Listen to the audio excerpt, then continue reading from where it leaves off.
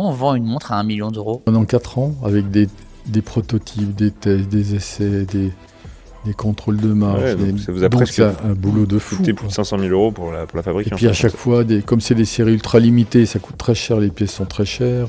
Non, je pense que. Puis il faut se dire une chose, c'est que quand on vend une montre à 1 million, à part cette première qui a été en client direct, mais en général, c'est plutôt des montres qu'on vend à travers des détaillants ou un agent, et puis que sur 1 million, il reste peut-être 500 000, la moitié.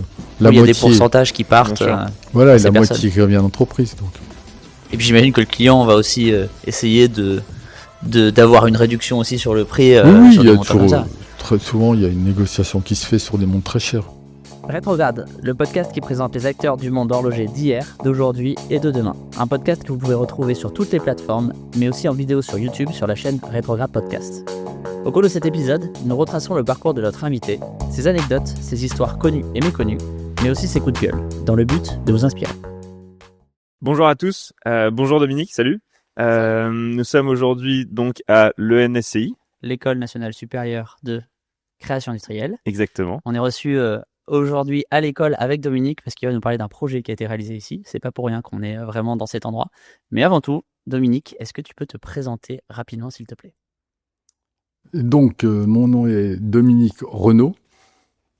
Je suis né le 9 août 1959 à Besançon, qui est la capitale de l'horlogerie à l'époque, de la grande horlogerie française.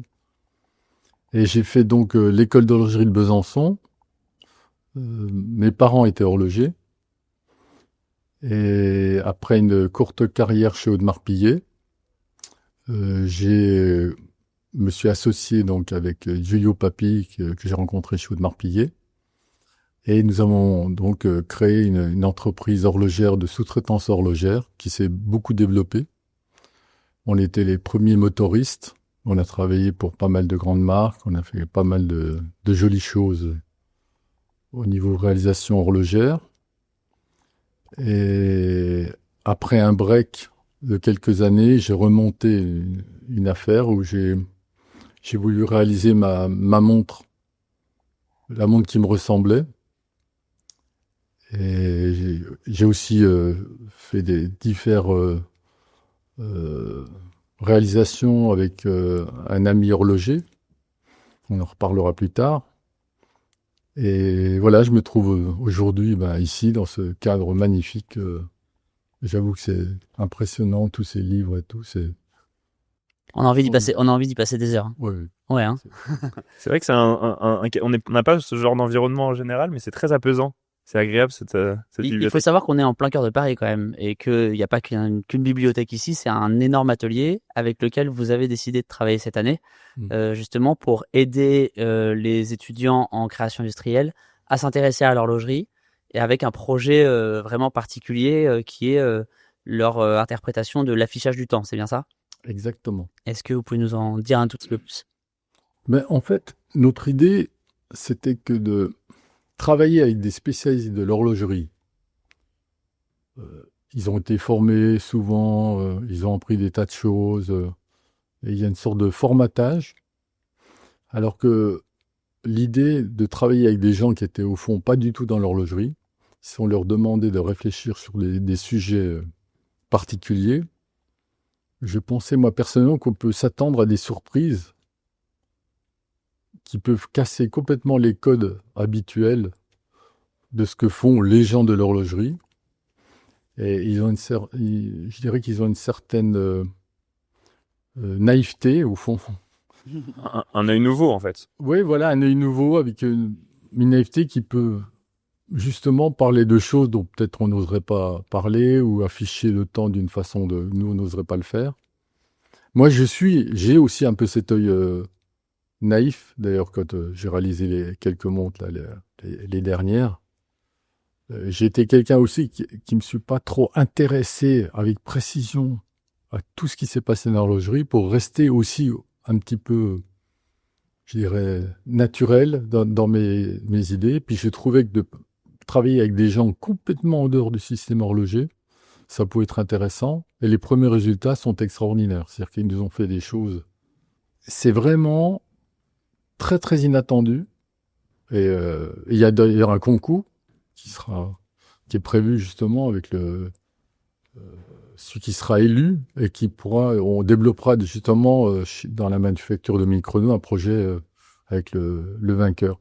D'accord, donc là, du coup, de tous les étudiants qui vont participer, il y en a un qui va avoir sa montre faite, du coup, avec l'atelier de Mini-Chrono. Exactement. Ça, c'est quand même cool, parce que quand tu as une petite vingtaine d'années et que tu es dans une école à faire des petits projets, se retrouver à faire une montre avec toi, c'est quand même assez extraordinaire. Exactement. Est-ce que c'est quelque chose que tu aurais aimé avoir comme opportunité quand tu étais jeune et que tu as appris l'horlogerie peut-être, ou dans ta jeunesse? Parce que là, du coup, on se parle de gens qui ont entre 18 et 25 ans qui sont étudiants aujourd'hui, mais est-ce que toi, c'est un sujet ou un projet qui aurait pu t'intéresser à l'époque? Alors, ça m'aurait intéressé, mais comme c'était pas le cas, puis que on m'a jamais demandé de faire ça, c'est vrai que, alors que j'étais employé chez Audemars Piguet, avec mon petit statut d'horloger, dont je suis fier, bien entendu, parce que je suis avant tout un horloger, je resterai toujours un horloger, même si j'ai eu un peu de réussite. Et je pense de ce côté-là, j'ai pas trop pris le melon, donc je me reste bien à mon niveau d'horloger de métier. Et c'est vrai que, comme on n'avait pas cette possibilité, on a décidé donc par nous-mêmes avec Giulio Papi de se lancer un petit peu à notre sauce, avec notre façon un peu aussi d'horloger, de l'établir un peu naïve, d'inventer des systèmes qui n'étaient pas toujours les systèmes qui avaient été faits avant. D'ailleurs, la montre de IVC, c'était un système, un module, répétition minute. Donc quelque chose qui s'adaptait avec un module. Et les répétitions minutes, en général, elles sont intégrées dans le mouvement. Et là, c'était un truc totalement nouveau. Et pour nous, c'était extraordinaire d'avoir cette chance de pouvoir comme ça inventer et puis casser certains codes et puis réaliser quelque chose. Mais il fallait qu'en face, il y ait quelqu'un qui ait ce côté un peu novateur et qui soit ouvert d'esprit. Ouais. Tu nous parlais donc de Renaud et Papy. On va revenir là-dessus évidemment parce que Renaud et Papy, ça n'existerait pas s'il n'y avait pas de Mini-Chrono. Mais avant que tu crées donc Renaud et Papy, qu'est-ce que tu avais fait avant ça? Comment t'es arrivé justement à la création de cette marque, si on peut appeler ça une marque, enfin en tout cas ce concept génial qui est Renaud et Papy de moto. Oui, alors en fait, ça c'est je dirais la rencontre avec Giulio Papi chez Audemars Piguet. Moi, j'ai travaillé 5 années chez Audemars Piguet. J'ai fait 3 ans donc de squelette, anglage, découpe à la main. À l'époque, c'était tout début de l'électroérosion, mais on faisait beaucoup de découpes. Au Bockfield, c'est une toute petite scie à main, donc il fallait tout découper, faire toutes les tranches, les coins rentrants, enfin. Tout était fait à la main à l'époque. C'était tout à la main. Là, on était dans quelles On années? traçait, on découpait le mouvement, on perçait, on découpait. Donc pendant 3 ans, j'ai fait ça à l'atelier des spécialités avec Régis Mélan et le Mic, qui était un vieil horloger, un vieux de la vieille qui est incroyable. Il s'appelait Michel Rochan, donc on appelait le Mic. Là, on était dans quelles années? On était en quelle année à peu près? En 1980. Ok. Et puis après, donc dans les 2 ans qui restaient, j'ai commencé à travailler sur les quantièmes perpétuels et Giulio Papi est arrivé. Et quand il est arrivé, en fait, on a pris les premières pauses ensemble et le courant tout de suite passé. C'est-à-dire qu'on s'est mis à parler technique, mécanique. Alors qu'avec les autres personnes, on parlait, un peu d'anglage, un peu de choses comme ça d'horlogère. Mais lui, j'ai tout de suite vu il s'intéressait à la partie mécanique. Le calendrier perpétuel, tiens, on pourrait faire ci, mais on pourrait faire ça.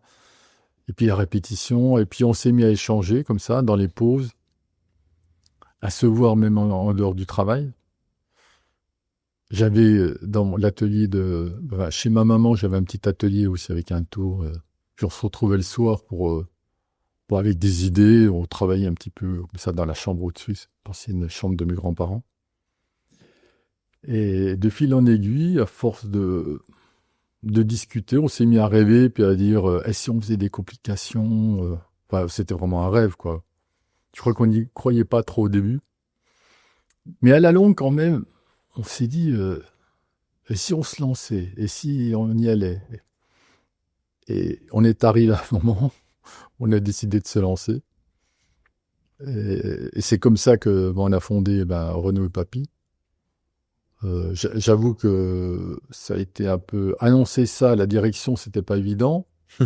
Parce que Comment ils t'ont reçu? Enfin, comment ils vous ont reçu quand vous êtes arrivé à la direction en disant bon bah voilà, ça c'est notre démission? Parce que pour rappeler, je crois que vous m'aviez raconté, vous aviez 25-26 ans à cette époque-là et Giulio il avait 21-22 ans, donc vous étiez quand même très jeune. 20 ans, il sortait de l'école et moi j'avais 26.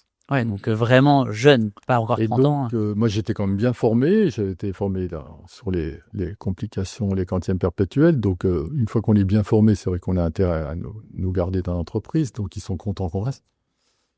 Puis Giulio, il avait fait une année, il commençait à être bien formé aussi.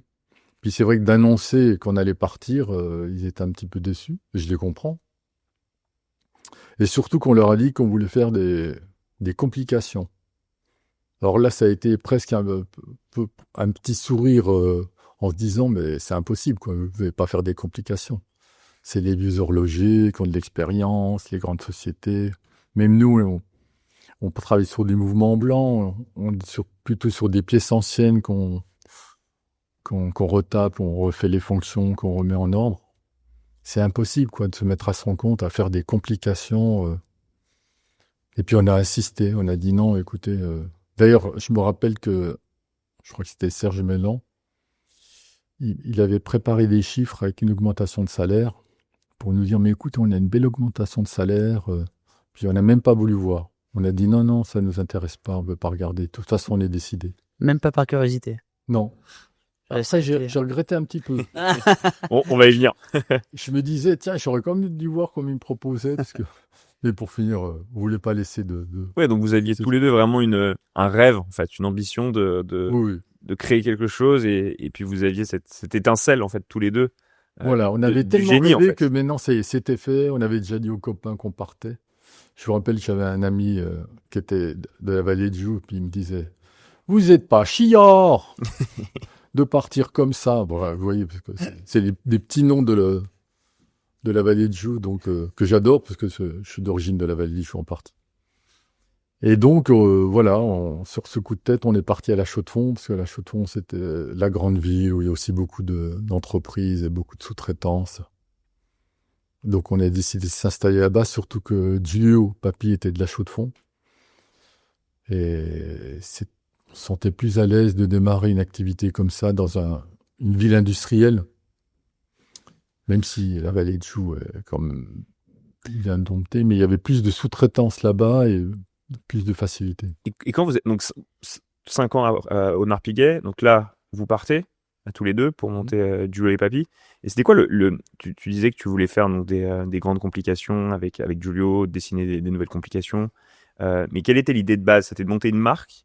C'était qu'est-ce que vous étiez dit à ce moment-là? Alors, on n'a jamais pensé à une marque au début. Jamais on pensait se mettre les deux à notre compte, avoir un atelier, puis de faire des complications. Pour les marques. Pour les marques. D'accord. Des croquis, des dessins, d'aller présenter, puis de faire un développement avec un prototype ou... Donc, vous étiez un atelier de recherche et développement. De recherche et développement et travailler. On n'était même pas vraiment sur encore de la sous-traitance et de livrer un produit fini. On était plus sur réaliser un prototype, faire des plans, faire un prototype, une maquette, et puis s'arrêter là. Mais est-ce que ça existait ça déjà à l'époque? Donc là on était dans les années 80-90. À l'époque, les maisons horlogères, donc comme au Narpiguet, ils faisaient tout en fait en interne. Voilà, c'était fait en interne, mais surtout fait sur des bases de pièces anciennes ou sur des mouvements existants sur lesquels on rajoutait des modules.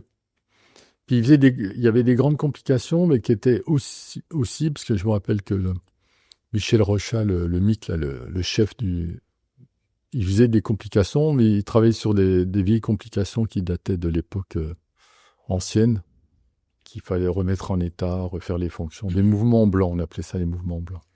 Donc il y avait des petits développements à la planche à dessin, des petites choses, mais il n'y avait pas... Il n'y a pas vraiment de l'innovation avec de la création forcément de nouveaux mouvements, etc. Ouais. Puis surtout de refaire de l'ancien, mais d'une manière semi-industrielle, pour des quantités.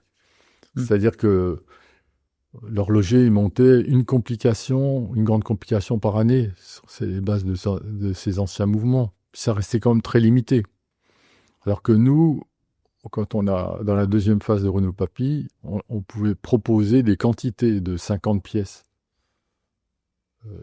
Ce qui est assez drôle parce que 50 pièces, si tu le prends vraiment d'un point de vue numéraire, c'est quand même peu. Alors que vraiment 50 pièces de grandes complications, c'est énorme. C'était énorme. Quand on proposait ça, ils n'en revenaient pas. Ils se jetaient dessus.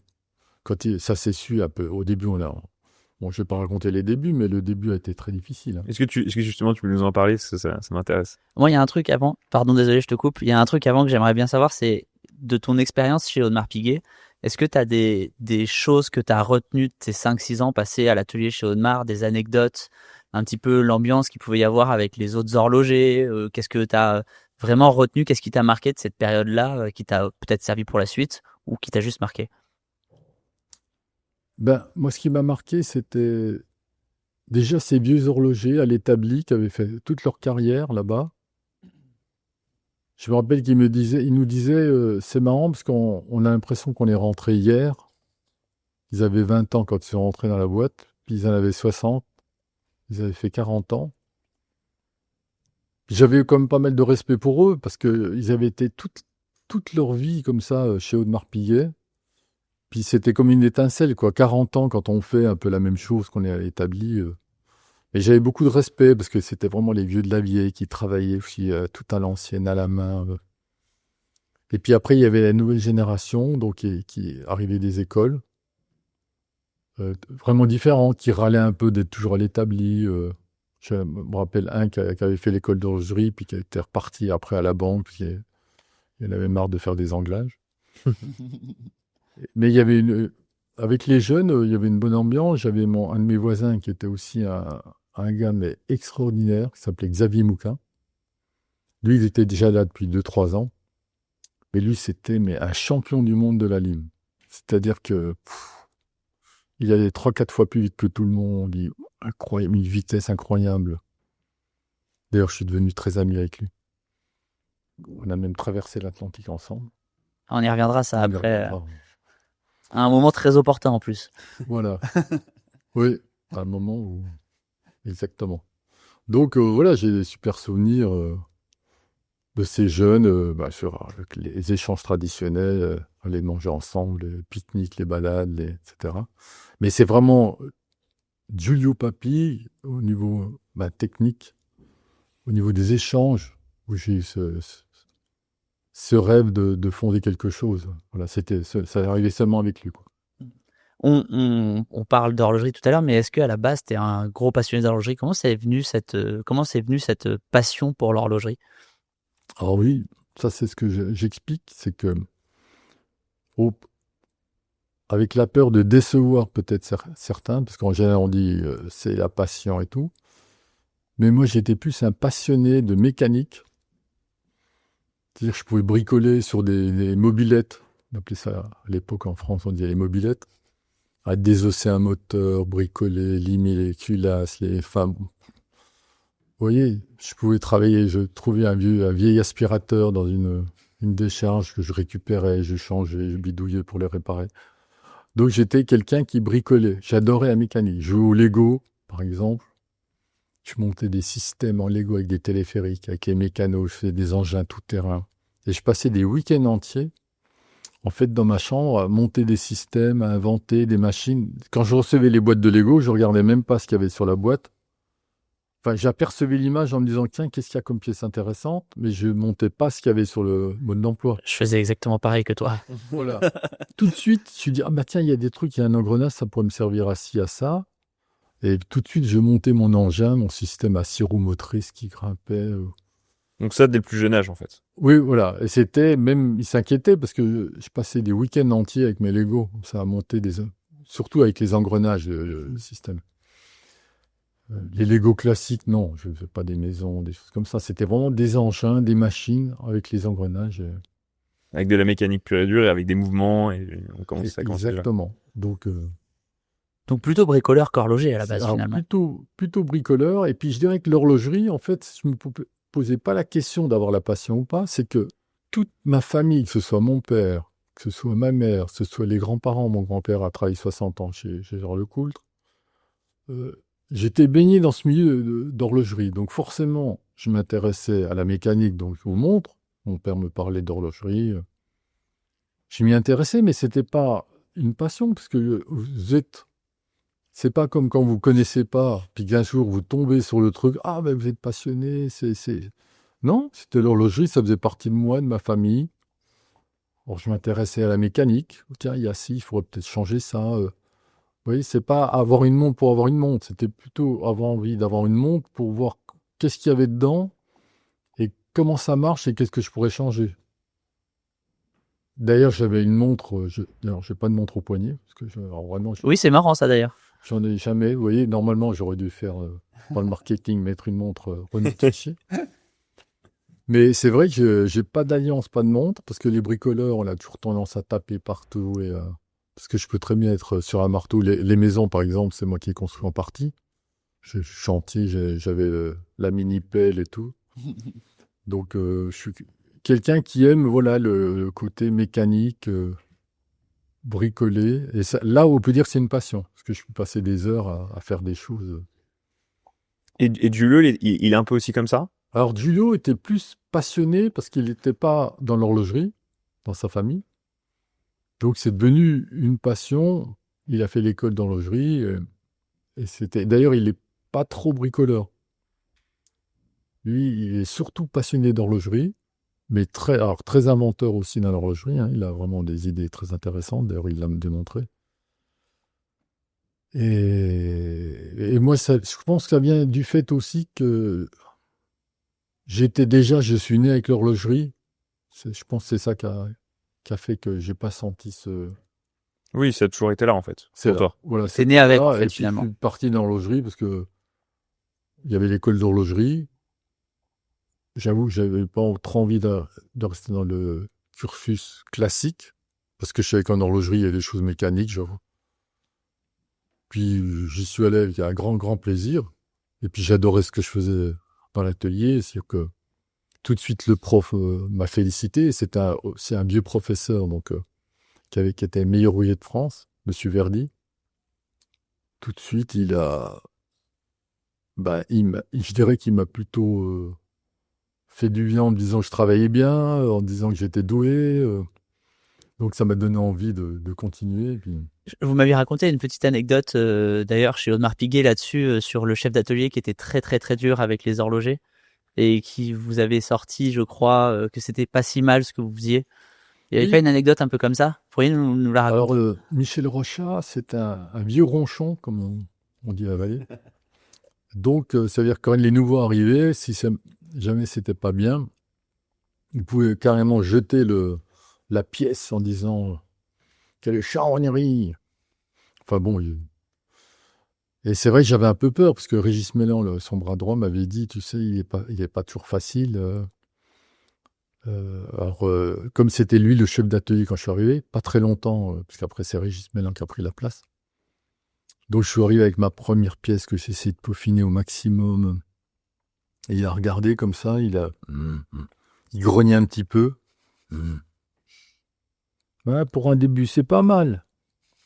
Puis Régis m'a dit donc ça, c'est la plus belle, le plus beau des compliments. Parce que c'est rare qu'ils disent pour un début, c'est pas mal à quelqu'un, quoi. Ça a dû vous mettre en confiance, non? Ça m'a mis en confiance, oui. Il est tout de suite un peu plus serein quand on va le voir pour les fois d'après. Exactement. Et là, j'ai pris ça de mon papa, parce que mon papa était très soigneux. C'était un très bon horloger. Il a vraiment une délicatesse quand j'avais pu voir tous ces outils qu'il avait fait à l'école. Et ça, c'est ce qui m'a donné certainement, en tout cas, ce côté, avoir une bonne main et puis pouvoir faire des choses à la ligne. C'est facile. Comment ça s'est passé alors les débuts avec Renaud et Papy quand vous avez monté le projet en partant de chez Alors là, ça n'a pas été simple, hein, parce qu'on s'est retrouvés à la Chaux-de-Fonds, à tirer les sonnettes. Parce qu'à l'époque, hein, on allait frapper dans les boîtes, puis bonjour. On est 2 horlogers, voilà, on veut inventer des complications, on pourrait faire des complications, on peut vous réaliser. Ah, vous aviez rien en fait, vous avez rien fait encore. Enfin, vous aviez si j'avais une montre quantième perpétuelle. Ok. Et donc, on montrait quand même cette montre quantième perpétuelle. il voyait que on avait pu réaliser quelque chose, mais il voyait pas comment. C'est une pièce unique. Il fait vraiment. Alors, pour ceux qui sont un petit peu moins calés en horlogerie, est-ce que vous pouvez nous expliquer ce qu'est un quantième perpétuel de manière assez succincte pour que les gens puissent comprendre? Alors, on dit quantième ou calendrier perpétuel, c'est-à-dire que c'est un calendrier qui tient compte des mois de 30 jours, 31 jours et année bissextile. Donc, il va tous les 4 ans, il va tenir compte des années bissextiles. Et ça, c'est un calendrier perpétuel. D'accord. Donc, Ouais. c'est une montre qui ne va jamais se tromper sur la date, quoi qu'il arrive, parce qu'elle connaît les années bissextiles, les mois de 30 jours, les mois de Voilà. 31 jours. Sauf tous les 100 ans, où l'année bissextile n'est plus bissextile. Et les 400 ans, l'année qui normalement n'est plus bissextile, comme c'est divisé par 400, elle redevient bissextile. Et ça s'appelle le calendrier séculaire. C'est-à-dire qu'il tient compte de tous ces décalages. Et là, il faut une sacrée espérance de vie pour porter cette montre pendant un moment. Oui. Alors là, c'est beaucoup plus complexe quand on le met en séculaire. C'est un peu des usines à gaz. Ok. Il me semble que vous en avez fait une Et on en a réalisé une il n'y a pas très longtemps. pour Only Watch. On pourra en reparler. Ok. Only Watch est en plus fouillite. C'est ça. Ouais, c'est ça. Mais du coup, vous êtes Benoît donc, Dupuis. vous avez monté Joliot et Papy avec du coup ce quantième perpétuel qui est une complication qui est très difficile à Voilà, monter. sur une pièce unique, qui était une pièce de travail, je vous raconterai un peu après ce que c'était que cette pièce. Mais en tout cas, elle nous a aidé, je pense, à un moment à décrocher le premier contrat. Mais au départ, quand on arrivait même avec la pièce, avec quelques dessins, quelques plans, les gens ne nous prenaient pas au sérieux. Donc vous alliez voir les marques, vous dites voilà, on a ça, est-ce que ça vous intéresserait de Voilà, des qu'on fois, ils produise pour gardaient le plan, ils ne nous recontactaient pas, il n'y avait pas de nouvelles, on rappelait. Puis ça a duré comme ça pendant 3-4 mois. Et on commençait vraiment à se poser la question. Je crois on n'allait pas y arriver. Vous avez déjà un atelier à ce moment-là? On avait donc chez Giulio, donc sa femme travaillait à mi-temps. On mangeait des pâtes tous les jours, parce qu'ils sont italiens. Donc, puis on avait comme ça une petite machine. Mais moi, je dormais dans le salon. Et donc, après 3-4 mois où il ne se passait pas grand-chose, au fond, on travaillait un peu dans l'atelier. Moi, Giulio était en train de se dire je vais peut-être retrouver du travail. Et puis moi, j'ai le copain Xavier Mouquin, celui qui faisait son bateau, qui était parti 1 an avant avec son épouse pour traverser l'Atlantique et être dans les îles. Il m'a dit si tu es libre, j'aurais besoin de quelqu'un pour ramener le bateau. Et comme Giulio était là, puis qu'il ne se passait pas grand-chose, puis que j'avais mon papa qui accompagnait aussi, mon papa a pris un peu la place pour bricoler aussi un peu dans l'atelier. Et moi, je suis parti faire cette traversée avec cet ami horloger, quoi. J'ai profité de cet espace où il ne se passait pas grand-chose et puis qu'on était un peu désespérés même, pour faire en tout cas, ça a dû porter chance parce qu'en fait, quand je suis revenu, on a eu le premier rendez-vous avec IVC et on a décroché le premier contrat, en fait, à mon retour de ce voyage au travers de l'Atlantique. Vous avez mis combien de temps à traverser l'Atlantique? On devait partir 1 mois, on a mis 2 mois et demi, parce qu'on a été dans les hors-latitudes déviées avec les courants calmes. Donc on était 1 mois sans voir la Terre. Pas moyen de prévenir d'ailleurs. Donc c'est vrai qu'il commence à s'inquiéter. Hein. Même mes parents, Giulio, il a disparu, Renaud Papy. Ouais, c'est ça. Vos parents, Joliot, tout le monde devait se demander où vous étiez passé. Voilà, exactement. Donc, Lost at Sea. Ouais, c'est ça. Voilà, donc du coup, retour sur les terres après 2 mois et demi d'absence.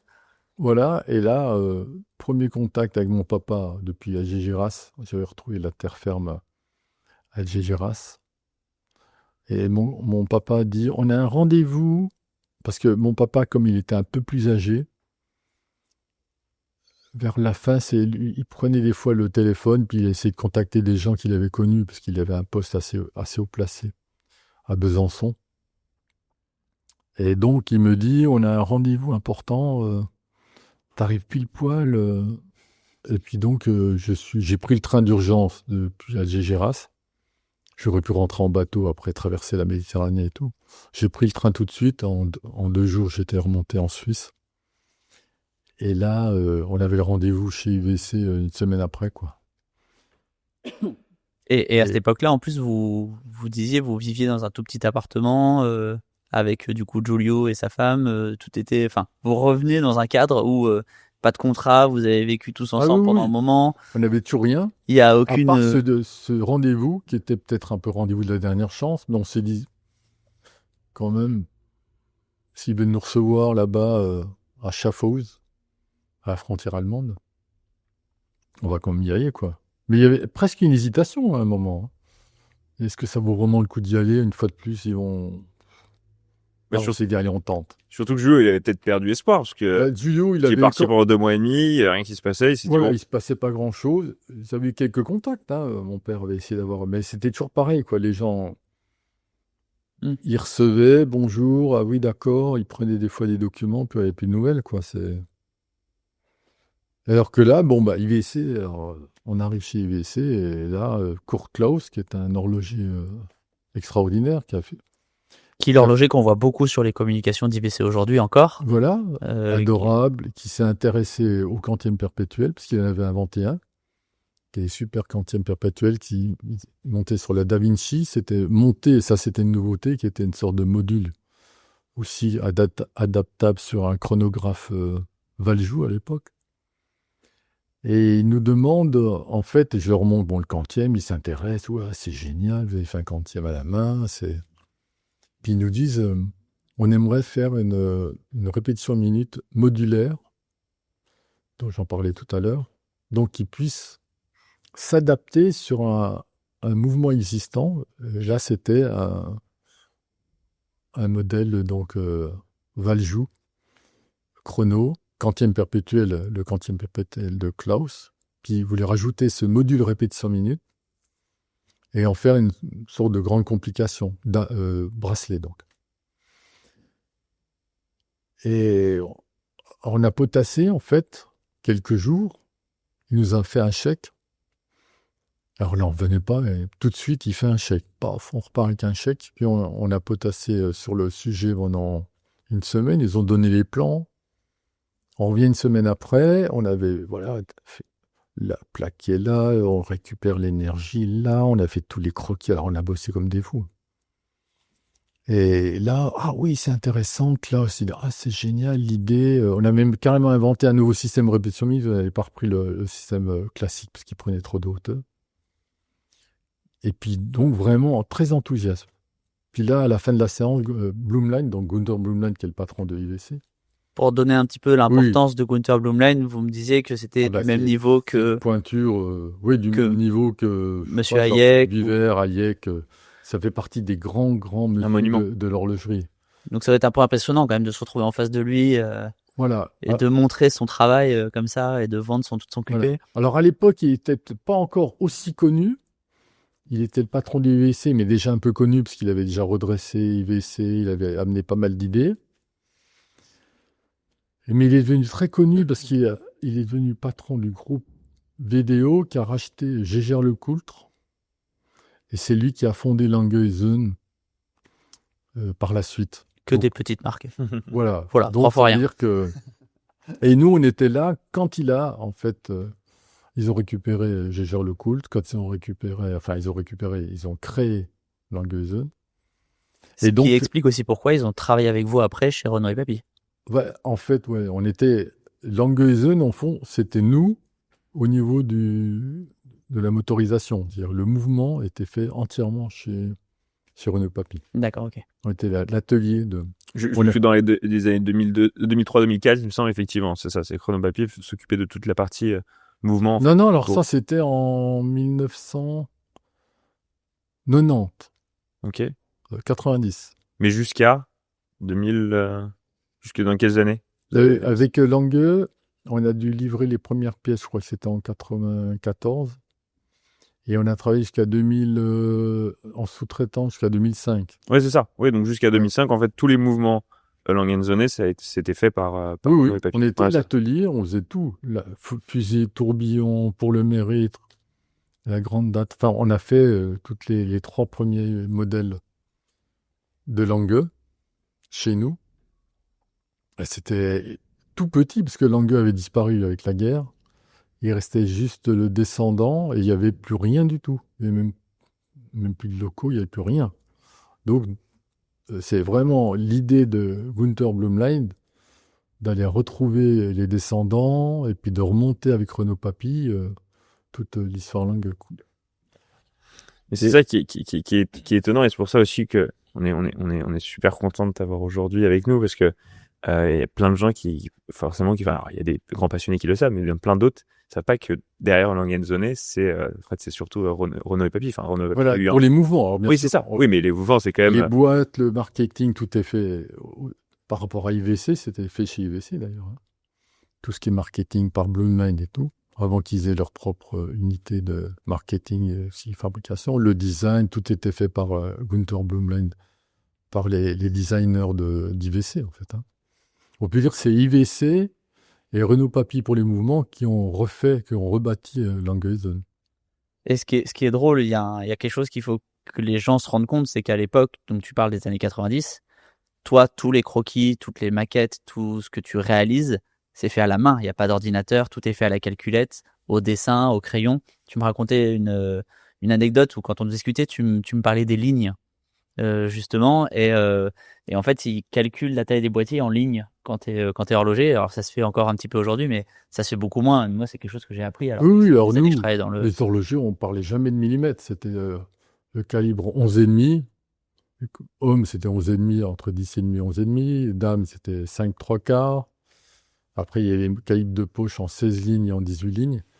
Et même encore maintenant, moi, pour avoir une représentation dans ma tête de la dimension, je parle toujours en ligne. Et ça correspond au carreau, du coup, que tu as sur ta ligne sur ton papier à dessin, ou c'est des lignes sur ton papier à dessin? C'était une ligne, c'était 2,24 mm pour une ligne environ. Enfin, je sais plus, c'est 26. Moi, j'ai un peu perdu.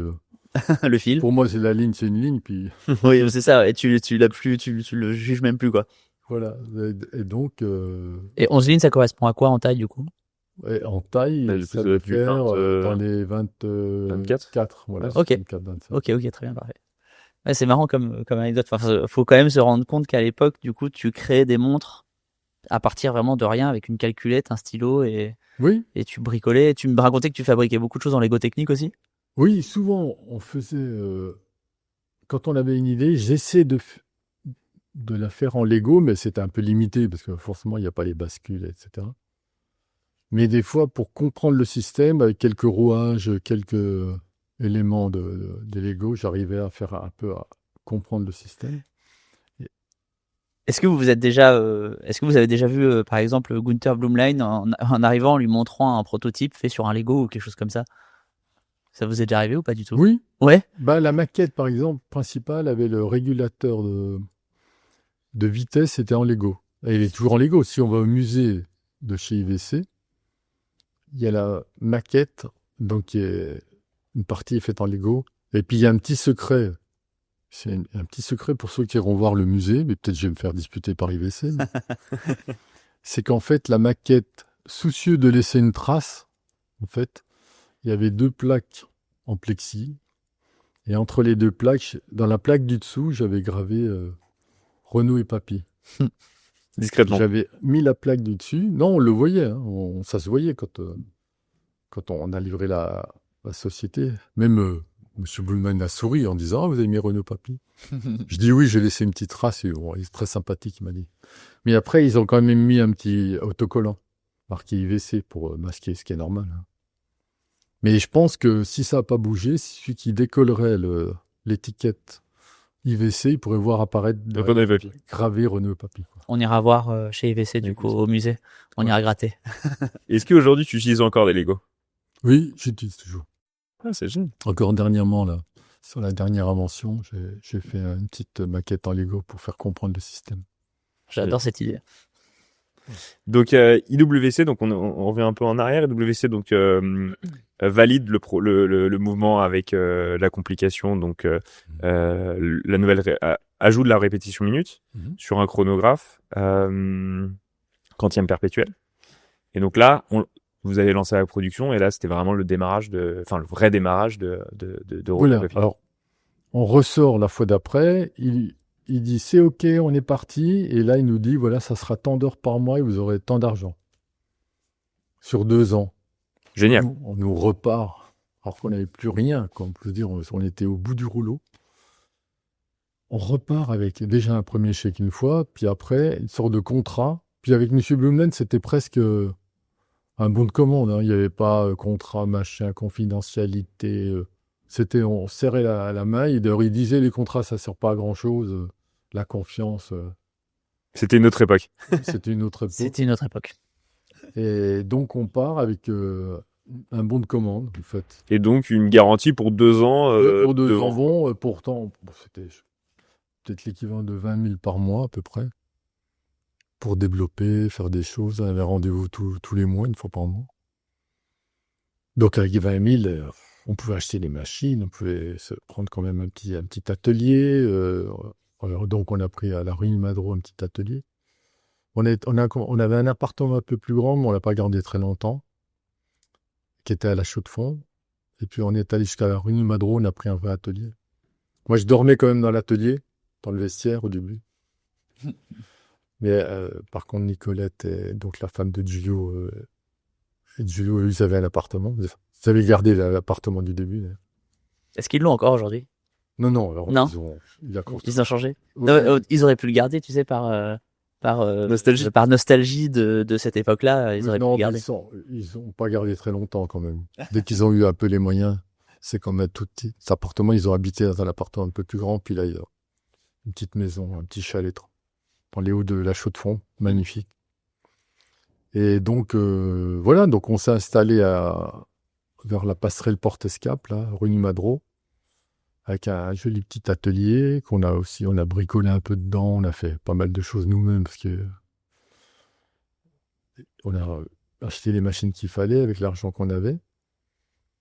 Et avec cet argent qui arrivait régulièrement, on a tout de suite pensé de passer à un stade supérieur, c'est au lieu de faire juste le développement, le prototype, ce qui était prévu avec IVC, le dossier de plan avec la machine à calculer, parce que c'était à l'époque une HP 41, c'était les petites calculettes un peu perfectionnées qui étaient connues à l'époque.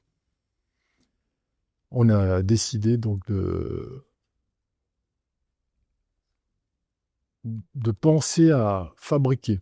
Voilà. Et comme le papa de Gio Papi s'appelait Alberto, il travaillait chez Woomar, il travaillait sur des centres d'usinage. Et on a décidé de prendre donc son papa et puis de commander une machine à un centre d'usinage. J'ai commencé à parler de fabrication aux clients. Comment le bruit, le bouche à oreille a commencé à parler de nous comme quand on travaillait pour IVC, quand on faisait une belle réalisation. On a pu signer les premiers contrats. Et là, sur ces bases des premiers contrats, on a décidé d'acheter une machine, un centre d'usinage, des ordinateurs. Il a commencé à avoir des premiers ordinateurs Olivetti sur lesquels on faisait déjà des petits dessins comme ça de pièces, qui étaient pour moi les premières pièces dessinées sur un ordinateur. Hein. Il n'y avait pas de logiciel encore. Donc vous avez été les pionniers sur le design horloger sur ordinateur. Ah oui, là, j'ai une photo en plus. On est sur un Olivetti monochrome vert. On rentra encore à la main les coordonnées XY. Puis on voit la pièce qui se dessine petit à petit, tout, parce que le processeur était très lent. C'était fait pour des lettres, du courrier, quoi. Avec les floppy disks, encore à l'époque. Oh là là. Et donc, il y a la pièce qui se dessinait tout doucement, comme ça, sur l'écran. On avait le temps d'aller se faire un petit café. Ah, Ah oui, on pouvait y aller. Hein. Et après, quand on est revenu, c'était une crémaillère de la répétition minute. On était, waouh, c'est incroyable, il y a une pièce qui s'est dessinée sur l'ordinateur. Puis après, c'est allé quand même très vite. Hein. Je dirais, en 1 an, il y avait déjà les premiers petits logiciels, les petites choses. L'auto execute bat s'appelait, qui fait qu'on était tout de suite, ça rentrait tout seul dans un programme, dans une application. Puis après, les premières applications. Ça a dû énormément vous aider, ça, en fait, Oui. Ouais. Ça, c'était... On est vraiment arrivé au bon moment et on a pu fabriquer ses premières pièces. Et moi, j'avais embauché mon papa aussi pour tout ce qui était qualification avec les réglages. Il avait donc comme il était chef de normalisation et contrôle des pièces détachées, il avait cette capacité d'ancien horloger à voir la qualité, les pièces, qu'elles soient conformes, qu'elles soient. Donc on a embauché en fait nos deux parents. Parce qu'au début, mon père était un peu comme bénévole. Puis quand on a embauché le père de Giulio, mon papa est resté un peu comme responsable horloger. Et donc, on était les 4. On avait les 2 fils qui avaient embauché Les 2 parents. Les 2 papas. Voilà, ce qui fait que quand il y avait des visites, Renaud et Papy, en général, les gens, ils arrivaient vers Monsieur Renaud, Monsieur Ah oui, ils Papy. pensaient que c'était les Et parents. puis les anciens, puis ils disaient non, c'est pas nous les patrons, c'est eux. C'est les enfants. C'est les enfants, c'est eux qu'on fondait. Ah d'accord. Et alors IVC, qu'est-ce qui arrive après IVC du coup? Quel est le deuxième client ou qu'est-ce qui après déclenche le grand développement de Renaud et Papy après l'arrivée d'IVC? Alors après IVC, comme je disais, ça c'est connu. Donc tout de suite, Audemars Piguet l'a su. Ils ont dû être ravis.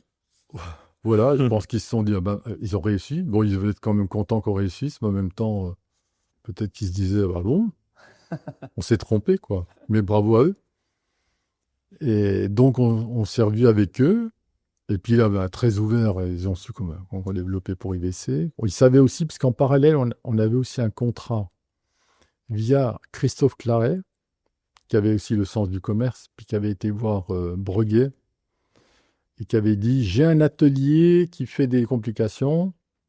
Et il avait réussi à décrocher un contrat. C'était mis un peu en apporteur d'affaires. Voilà, comme apporteur d'affaires. Mais c'était nous, en fait, qui étions à l'origine de...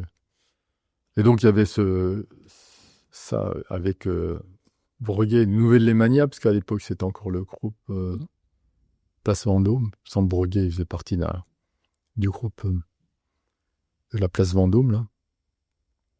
Et donc, on avait ça en parallèle, et ça se savait aussi. Donc, Audemars Piguet nous ont dit, nous, on voudrait une répétition minute dame. Donc, 9 lignes. Pas gros. Donc, un peu moins de 10 mm. Répétition minute, il s'en était fait une très artisanalement auparavant à l'époque de Audemars et Piguet, mais les fondateurs. Mais en très peu d'exemplaires, qui étaient peut-être à peine plus grandes. Puis nous, on a essayé d'en faire vraiment une toute petite, la plus petite du monde d'ailleurs, à l'époque. Et on a signé ce premier contrat avec Audemars Piguet. Et tout de suite après, on a signé un deuxième contrat de nouveau avec Audemars Piguet. Alors, Audemars Piguet, du coup, ils se sont mis à fond. Et ils ont ouvert les vannes. Ils ont ouvert les vannes. C'était une grande sonnerie quart. Et peu de temps après, une grande sonnerie carillon, minute carillon. Alors, on va revenir un tout petit peu en arrière. Est-ce que tu peux nous expliquer du coup qu'est-ce qu'une répétition minute, de façon assez succincte, une répétition, un carillon en quart et après une super sonnerie. Une répétition de minute, un signe très complexe parce que en fait, il doit signaler l'heure en sonnant à la minute près. Donc, il y a tout un programme avec des cams qui s'entrecroisent. En fait, c'est vraiment une usine à gaz. Et de le faire en mode répétition homme, poche, c'est déjà compliqué, homme, compliqué, mais le faire au niveau d'une montre d'âme, c'était encore plus compliqué. Et donc, elle sonne à la demande. On arme un levier, elle sonne donc les heures. Souvent, c'est sur un gong les heures, 2 gongs les quarts d'heure, puis un autre gong les minutes. Donc, ça permettait en fait à l'époque, il me semble, de pouvoir connaître l'heure dans la nuit, en fait, dans le noir, quand oui, voilà, envie pour les d'allumer, gens aisés qui avaient vraiment des moyens, ils pouvaient avoir comme ça. Il y avait même des pendulettes avec répétition. Et il y avait aussi le top du top, c'est d'avoir une montre répétition minute. Et on pouvait, dans la pénombre, quand c'était sombre ou dans la nuit, on pouvait lire l'heure, donc en écoutant les petites cloches. Et donc après, il y avait, tu disais, le carillon. Et après, il y avait le carillon qui sonnait les quarts. Donc ça, c'est répétition minute. Enfin, répétition quart. C'est comme la répétition minute, mais elle donne la répétition quart. Et puis, elle donnait aussi les heures au passage.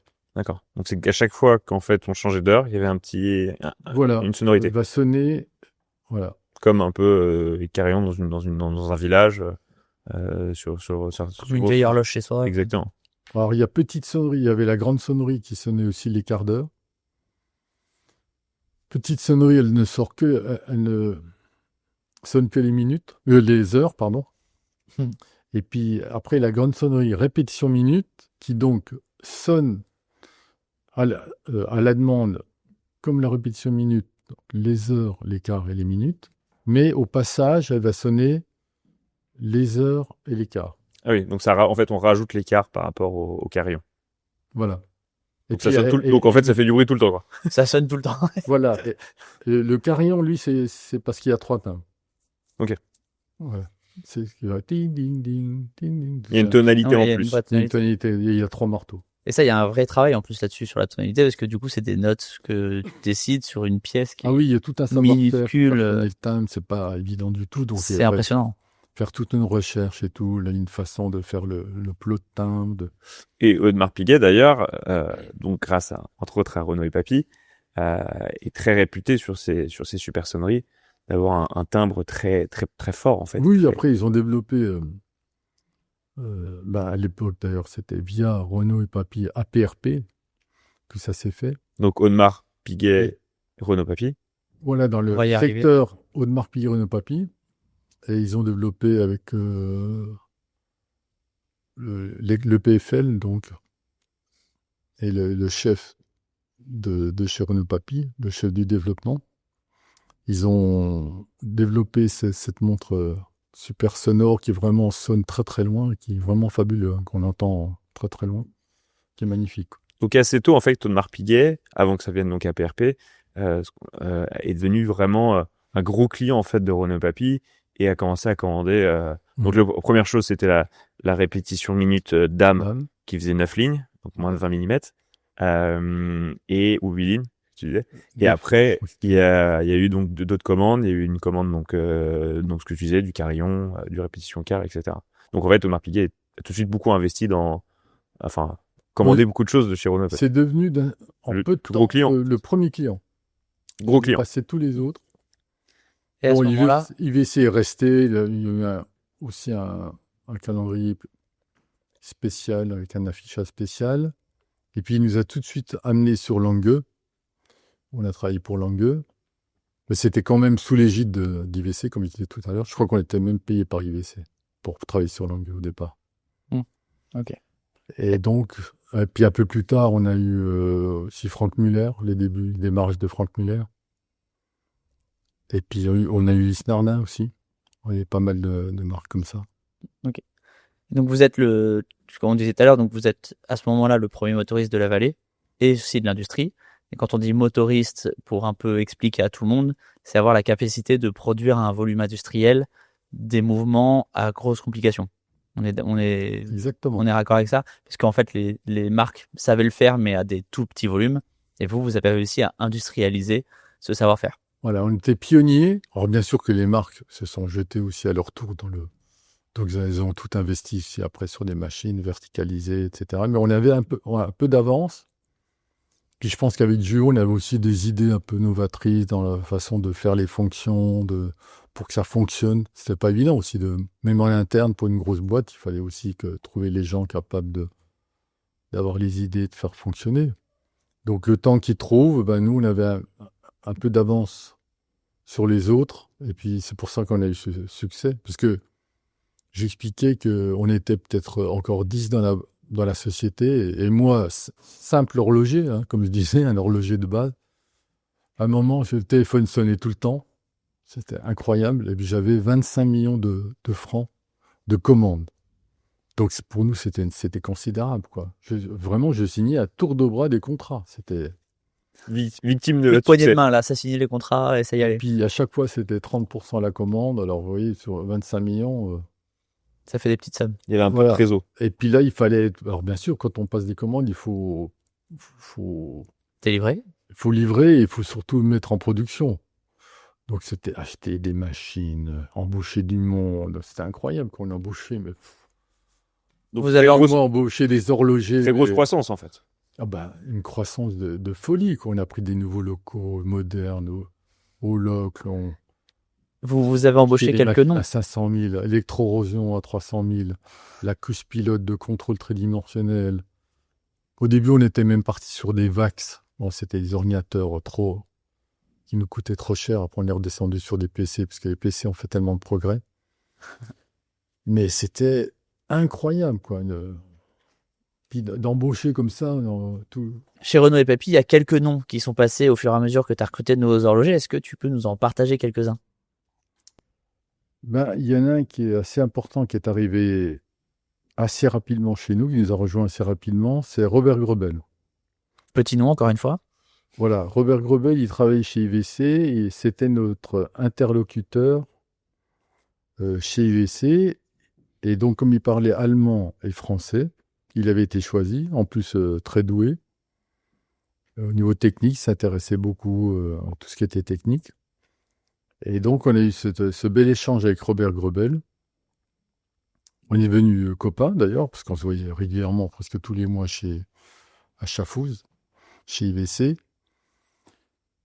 Et il m'avait raconté, d'ailleurs, qu'il voulait quitter peut-être IVC pour avoir une autre expérience. Et je me suis dit, en tant qu'entrepreneur, avec ma casquette d'entrepreneur, En tant que jeune entrepreneur. jeune horloger entrepreneur, je me suis dit, c'est vrai que ce serait quand même dommage qu'il quitte IVC pour aller dans une autre entreprise. Disons que ça pourrait être mal vu de la part d'IVC, qui est donc un client de Renaud et Papy. Bah, c'est-à-dire que nous, on n'y était pour rien s'il voulait partir. Parce qu'il voulait partir dans une autre boîte. C'est ce qu'il nous avait dit. Ah, il avait pas dit forcément, en fait, il avait pas dit je veux travailler avec vous sur le moment. Il avait dit Non, il dit je cherche du travail dans une autre entreprise, j'ai eu des contacts. Alors moi, ça me gênait. J'ai dit, c'est dommage, parce qu'il est très doué, il travaillait avec nous, c'était l'interlocuteur privilégié, horloger chez IVC, qu'on voyait régulièrement. On avait mangé avec lui, avec M. Blumlein. Et je me suis dit, il faut plutôt qu'il vienne chez nous à ce moment-là. Mais je me disais quand même, ça fait un peu coup monté, quoi. Parce que lui, il dit, je vais partir dans une autre boîte, puis nous, on dit, on va le récupérer. Et j'ai quand même dit à M. Blumlein un jour, je lui ai dit, écoutez, M. Blumlein, il faut que je vous avoue quelque chose. Voilà, M. Robert Grebel, il aimerait bien aller quitter IVC pour aller travailler dans une autre grande société, une grande marque. Puis je lui ai dit, mais ce serait peut-être mieux qu'on le prenne chez nous, comme ça il reste à travailler sur le produit. Et on l'embaucherait nous. Puis il me regarde comme ça, et puis il me dit, et vous êtes un malin, M. Renaud. Allez, c'est d'accord, prenez-le. C'est comme ça que j'ai récupéré Robert Grebel, sans le piquer à IVC, mais parce que il pouvait rester et travailler sur le projet. Smart, comme quoi la manière d'amener les choses joue beaucoup dans certains cas. Voilà, puis c'est quelqu'un de très ouvert, très sympa, mais vraiment humain. Un gars, mais incroyable. C'est un grand monsieur, vraiment, c'est Gunther Blumlein. Et puis donc, on a eu aussi... On travaillait pas mal avec des gens du Vostep. Et on avait Stéphane Forcet, qui venait du Vostep de Neuchâtel, qu'on a embauché aussi. On a eu les frères Grunfeld, donc je parle de ceux qui sont connus, parce que Stéphane Forcet, ça fait avec Grebel, ça fait Grebel-Forcet. Du coup, ils ont quitté Renaud et Papy pour monter Grebel-Forcet ? Oui, on est partis en même temps. Alors, quand j'ai quitté moi en 2000, ils sont partis en même temps que moi, ils ont monté Grebel-Forcet. vous êtes aussi en quelque sorte aussi un incubateur de cette maison indépendante. De toute façon, par exemple, Andras Streller, il est parti un peu avant. Et on a toujours privilégié le fait que des jeunes puissent se mettre à leur compte, parce que nous, on a été les premiers à dire on veut se mettre à notre compte. Donc, on comprenait qu'on puisse se dire un jour, je vais partir et je vais me mettre à mon compte. Puis il y a eu Peter Spickmarine aussi, qui est arrivé vers la fin. Il y a eu aussi, il y a Carole Forestier qui a été mis chef du bureau technique, qui est devenu assez connu aussi, qui a travaillé chez Cartier, qui travaille chez TAG. C'était une figure aussi de l'horlogerie. J'aimerais bien la rencontrer d'ailleurs, parce que son parcours est vraiment intéressant. Oui, très intéressante, vraiment très très douée. Et c'est vrai qu'on a eu quelques personnes comme ça qui sont devenues assez connues. Et vous les voyez encore souvent ? Vous avez encore des échanges avec eux ? Alors, les frères Grunfeld, quand je les vois, on s'est vu à l'anniversaire de Philippe Dufour, là. Encore un petit nom. Voilà, alors c'était vraiment... On fait la photo en commun. André Streller, on est allé voir il n'y a pas longtemps. Ouais, on est en très, Une très vraie bon terme. famille. Oui. Puis avec Robert, je l'ai vu encore il y a 2 semaines dans sa ferme. Donc, il est toujours pareil à lui-même. Ah, c'est génial. On en a parlé tout à l'heure, donc Renaud et Papy est devenu Audemars Piguet, Renaud et Papy, AP, Voilà. RP. À quel moment c'est arrivé ça et en fait qu'est-ce qui s'est passé? Est-ce que tu peux nous- Alors, donc, on signait contrat sur contrat, ça se développait énormément. Mais une société qui se développe trop fort, en fait, a toujours un besoin constant de trésorerie. C'est-à-dire, plus il se développe, plus il a besoin de trésorerie.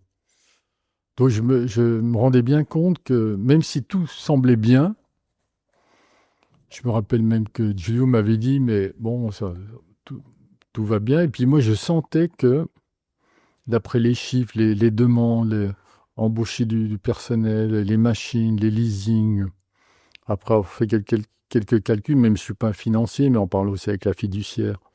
Je me rendais compte d'avoir quand même un investisseur ou quelqu'un qui avait les reins solides qui permettait de... Il peut y avoir aussi une crise.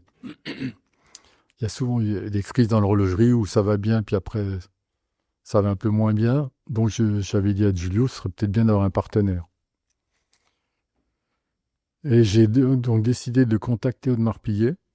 Plutôt qu'IVC. Alors, Audemars Piguet, ils étaient tellement maintenant clients. IVC avait été contacté, mais Audemars Piguet était tellement, je dirais, c'est comme la vallée de Joux. On avait comme cette histoire aussi, on s'était connus chez Audemars Piguet. Moi, je suis proche de la vallée de Joux aussi. Et c'est vrai qu'on a proposé à Audemars Piguet, on a touché un mot IVC, mais Audemars Piguet s'est montré presque le plus rapide, sachant qu'il avait comme beaucoup de montres chez nous.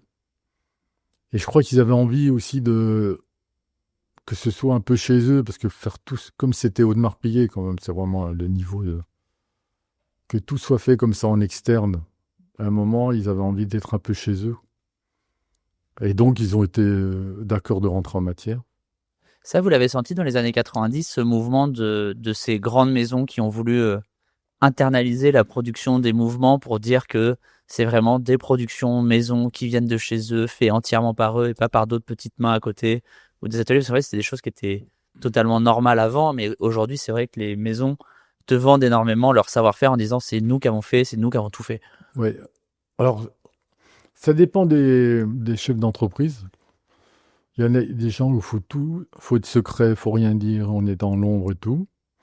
Puis des personnes qui sont prêtes à dire qu'ils travaillent. Par exemple, Gunther Blumlein nous avait mis dans son livre. Il y a un livre qui s'appelle IVC Grandes Complications. Je sais pas, vous voyez ce grand livre énorme. Oui, je vois.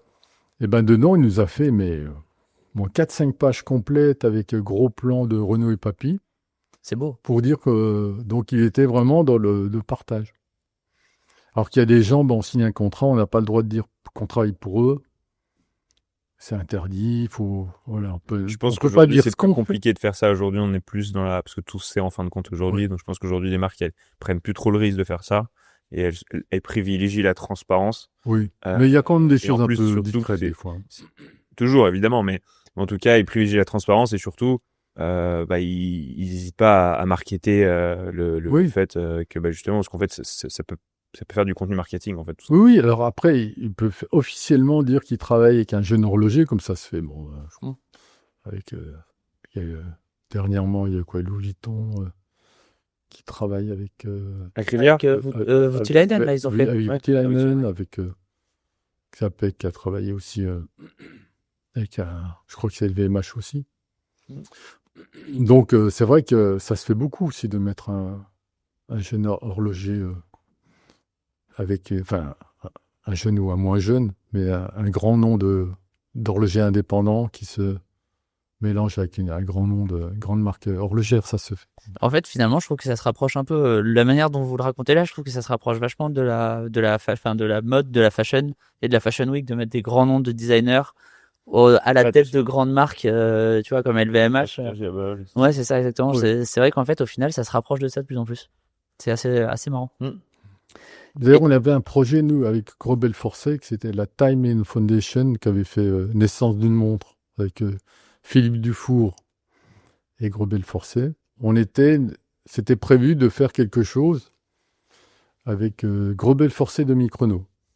D'ailleurs, ça a été publié sur mes fondations. Ah, ok.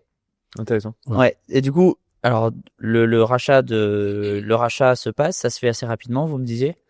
Voilà, donc je contacte le grand patron, Georges Rimélan à l'époque. Et donc, tout de suite, ils me montrent qu'ils sont intéressés. Vraiment, ils ont sauté sur l'occasion, en disant oui, ça nous intéresse. Puis après, bon, il y a eu une négociation, ils sont venus inspecter l'entreprise, regarder les chiffres, etc. Évidemment. etc. Puis ça a duré quelques mois. Et puis ça a fini par se faire. Et au début, ils ont gardé même le nom de Renaud Papy, parce que c'était en 92. Donc, 6 ans après notre début. Et en 94, c'est devenu Audemars Piguet Renaud Papy. Parce qu'ils se disaient, comme on avait besoin encore de travailler avec il y avait quand même déjà une centaine de personnes dans la société, on n'était pas loin d'une centaine, donc on a besoin de beaucoup de travail et Audemars Piguet ne suffisait pas encore à y Oui, il fallait conserver les clients existants tels qu'ils Voilà, laissaient, donc il y avait Langueux, il y avait Franck Muller, il y avait d'autres marques. Et donc ils se sont dit, au lieu de mettre Audemars Piguet tout seul et puis enlever Renaud Papy, pour que les gens aient moins l'impression de faire le travail chez Audemars Piguet, la concurrence. ils ont mis Audemars Piguet, Renaud Papy.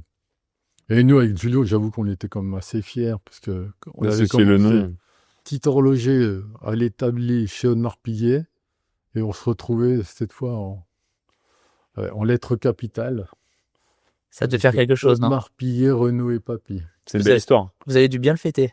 Ah oui, c'était quand même assez impressionnant, parce que Audemars Piguet, ça a toujours été une marque, la dentelle, quand mes parents m'en parlaient, c'était vraiment la finition, c'était l'endroit où c'était le mieux fini.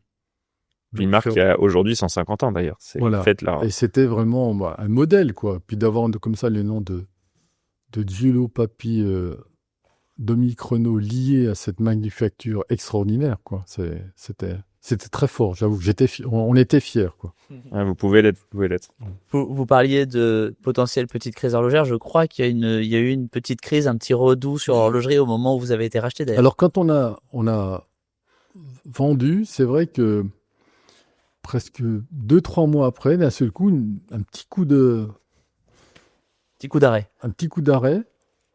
Et vraiment, là, alors qu'on téléphonait tout le temps, ça a moins téléphoné, et on s'est retrouvé une période où même Georges Rimélan m'a dit, oula, ça baisse un peu, là, on en est où? Vous deviez avoir un rendez-vous avec telle marque. Je dis oui, mais là, on attend, ils n'ont pas donné de nouvelles. Alors, Audemars Piguet a remis un peu quelques commandes en plus. Donc ça veut dire vous aviez vu juste, hein, c'était bon. Oui, c'était un peu de justesse, parce qu'il fallait sortir les salaires. Hein. Je vous dis pas quand... Une centaine de personnes, ça voilà, peut on se faire. était peut-être 80 encore à l'époque.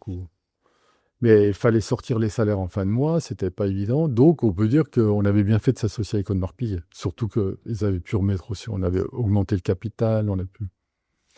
Donc, on est passé à une voie vraiment supérieure, avec un échelon supérieur. Et pour passer cette période de crise, mais qui n'a pas duré, c'était pas une trop grosse crise, ça a duré peut-être 1 an ou 2, puis c'est reparti à fond, quoi. Vous avez été combien au maximum à l'atelier? Mais quand je suis parti, je crois qu'on était en 2000, on approchait de la centaine, peut-être 90 et quelques. 90 et quelques. Vous parlez comment, en Suisse ou en français, vous?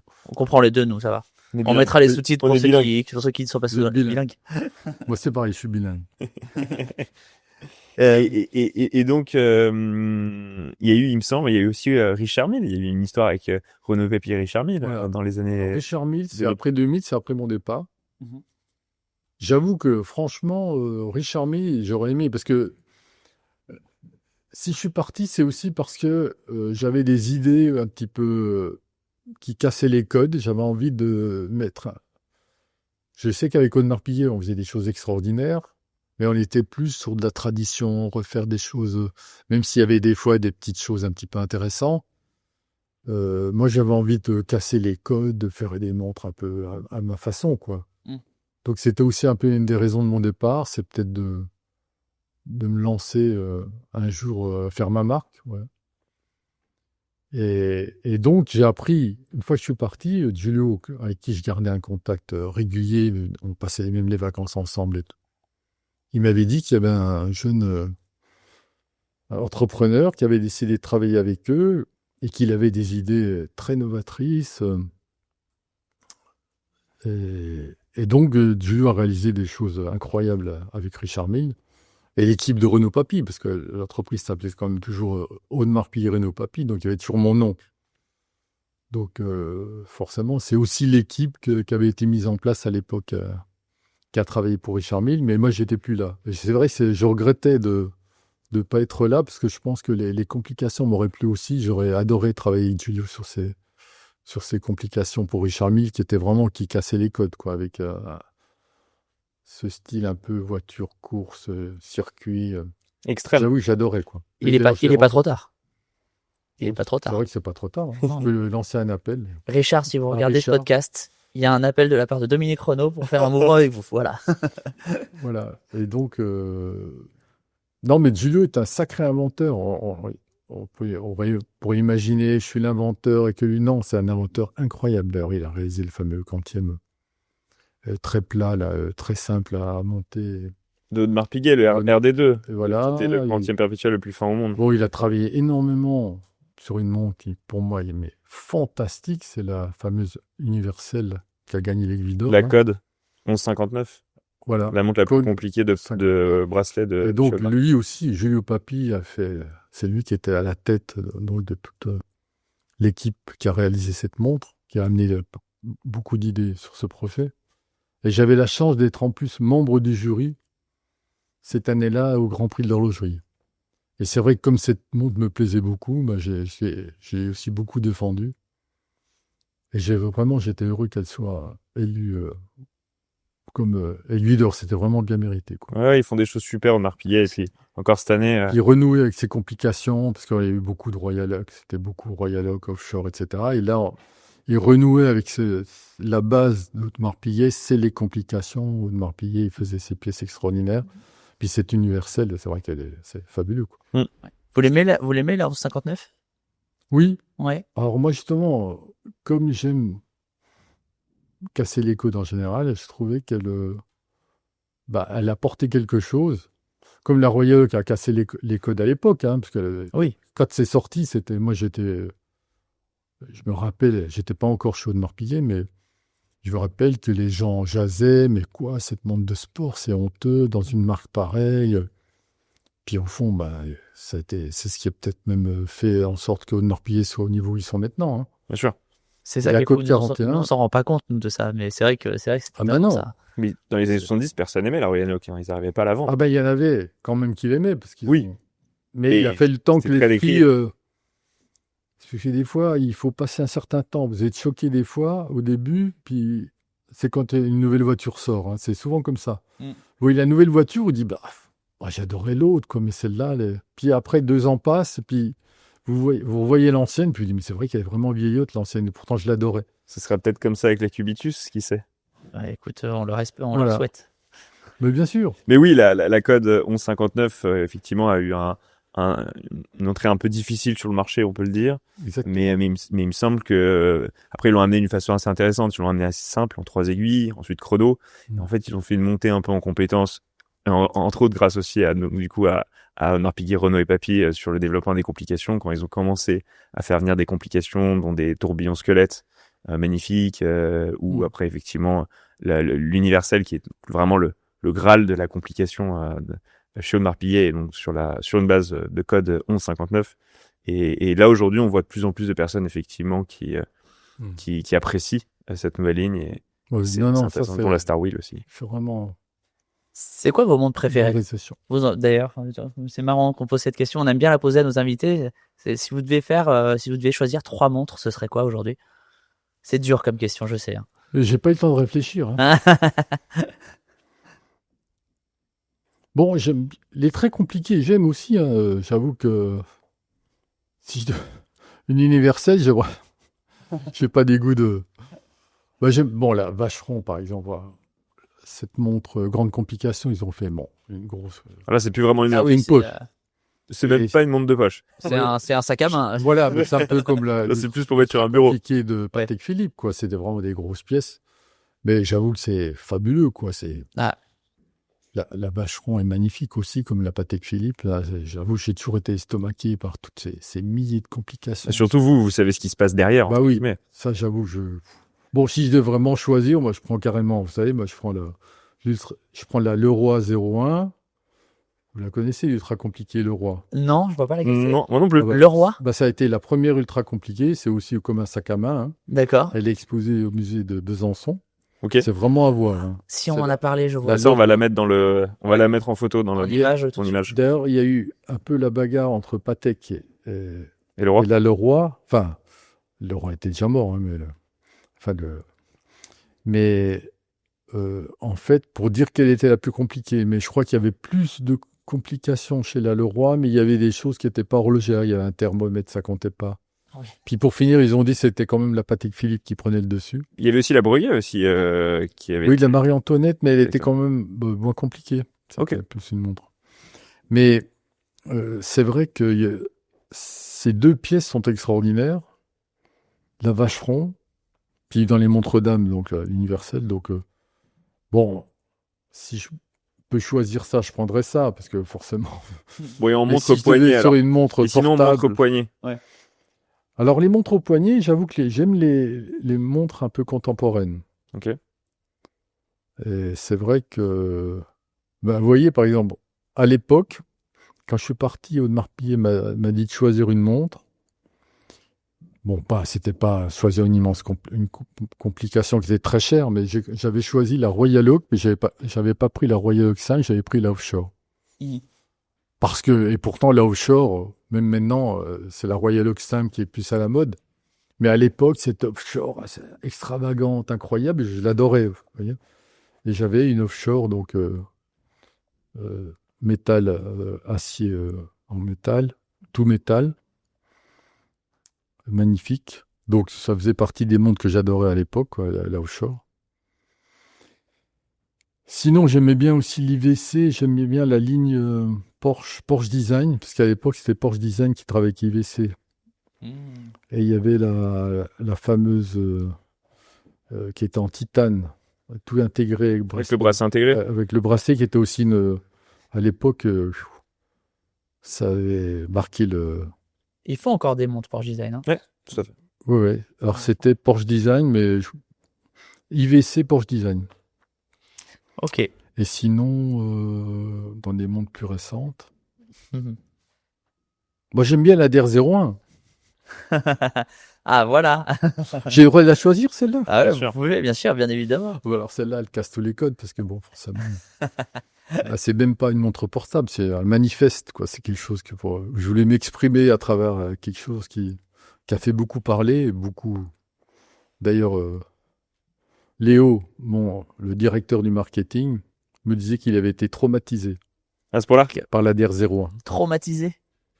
Il en a fait des Mais cauchemars. je lui dis c'est le plus beau compliment qu'il m'a fait parce que en fait, être traumatisé par une montre, ça veut dire qu'il s'y intéressait et puis qu'il n'était pas indifférent. Bah, c'est un sentiment. Ouais. Voilà. Léo qui est juste là et qui, Et voilà, et et qui- Léo qui m'écoute. quand même, juste pour l'histoire, a travaillé dans des grandes maisons. Il a travaillé chez Audemars aussi pendant longtemps. Tu as travaillé chez Vacheron. Chez Gérard Perregaux aussi. Voilà, des belles marques. Donc dire que tu es traumatisé par une montre, c'est quand même. Voilà, mais traumatisé, lui, c'était en mal. Hein. Il disait, qu'est-ce que c'est que ça, Alors, il disait que c'était extraordinaire, mais en même temps, comment j'avais pu aller chercher un truc comme ça? Parce que lui, il voit tout de suite le côté commercial et vente. Alors, moi, je n'ai pas réfléchi à ça. Je me suis dit, je fais un truc de fou qui me ressemble, et ce sera vendable ou pas vendable. Mais non, parce que la première montre s'est vendue en un quart d'heure. Un collectionneur d'art contemporain, on n'a même pas fait la montre, il a montré un rendu. Un quart d'heure après, il avait signé et c'était une montre à 1 million. Ah oui. Et donc, la première vendue en un quart d'heure, je dis, c'est bon signe. Hein.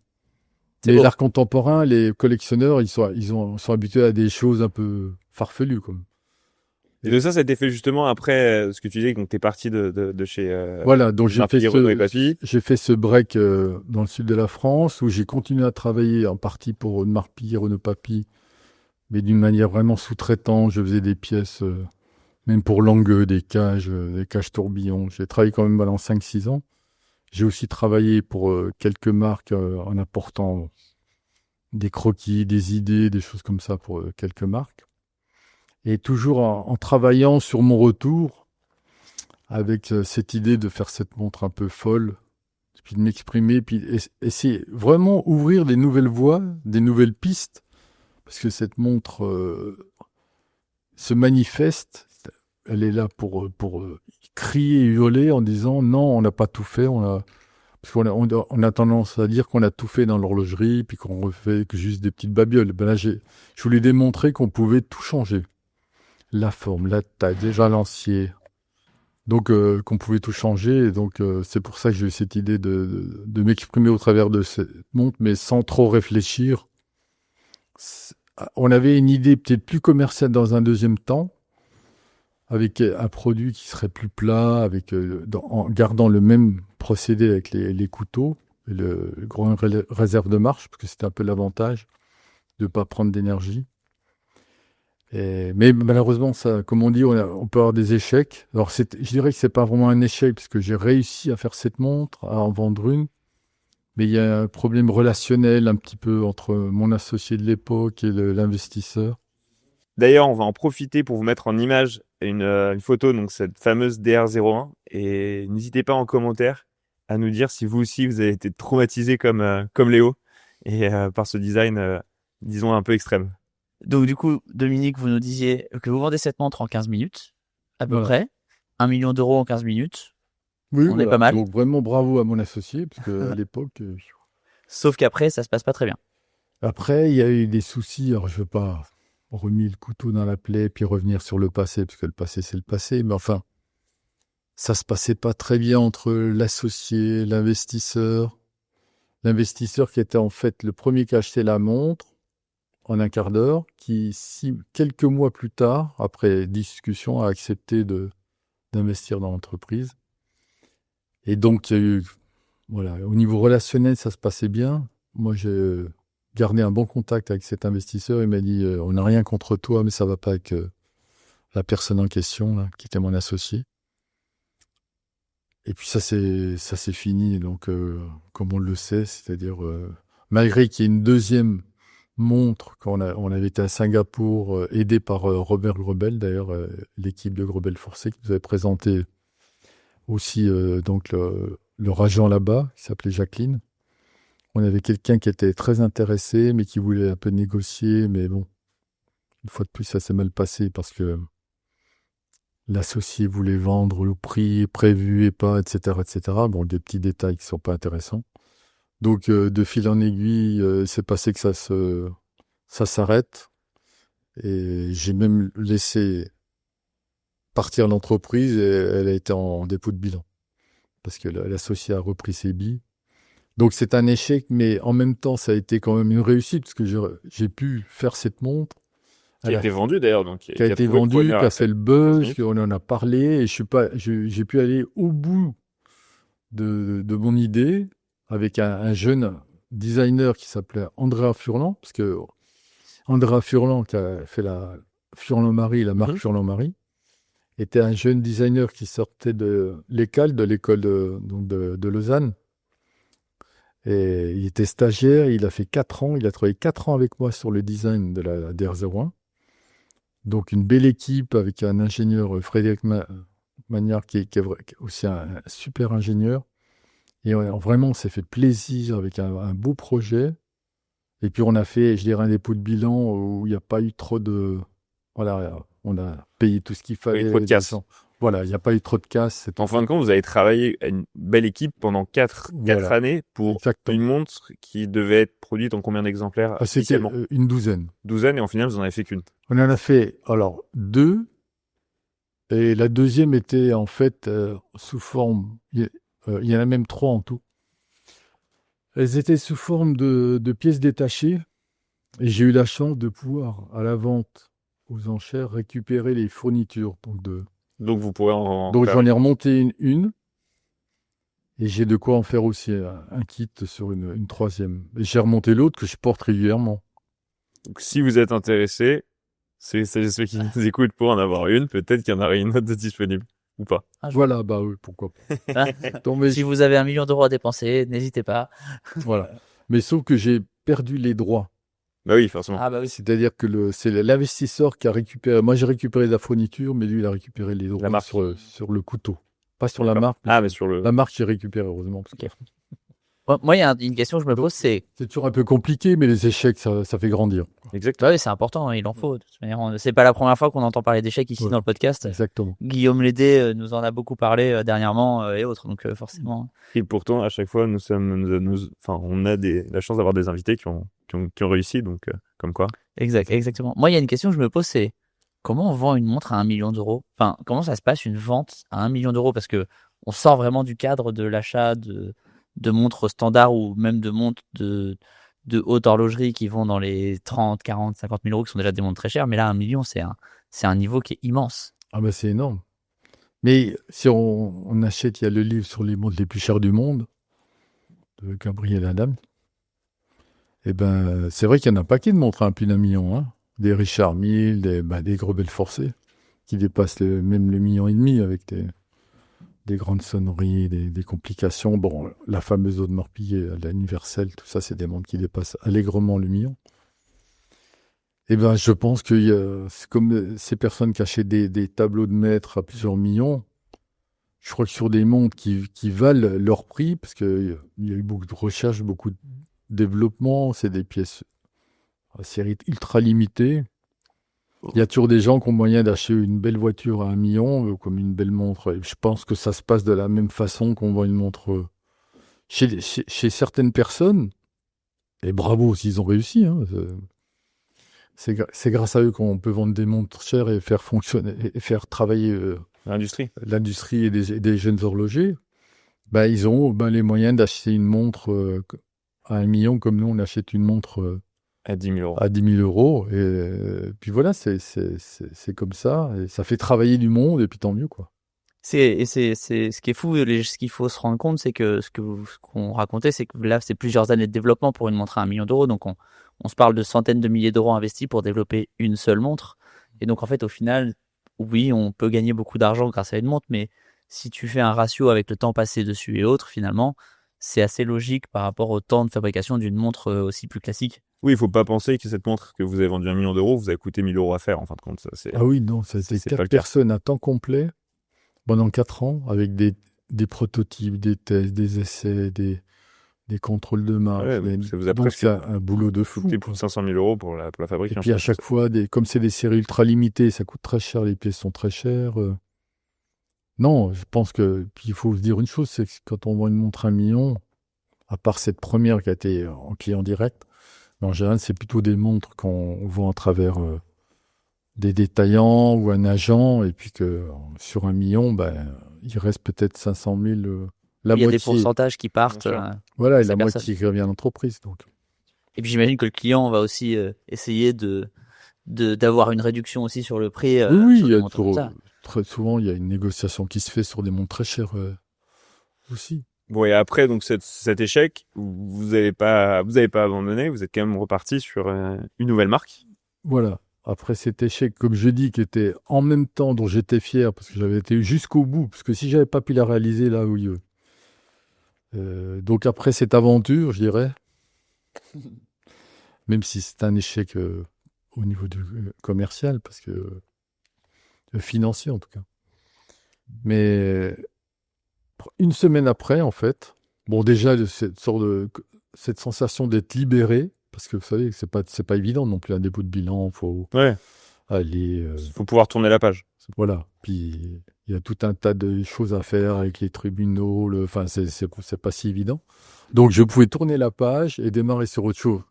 Et donc une semaine après, j'avais Benoît Dubuis, le président de la fondation Inartis, et on travaillait juste à côté de lui, dans les ateliers de Renan, qui m'a même aidé aussi en parallèle pour le dépôt de bilan. Il m'a renseigné sur comment on faisait, comment ça se passait, donc avec gentillesse et tout.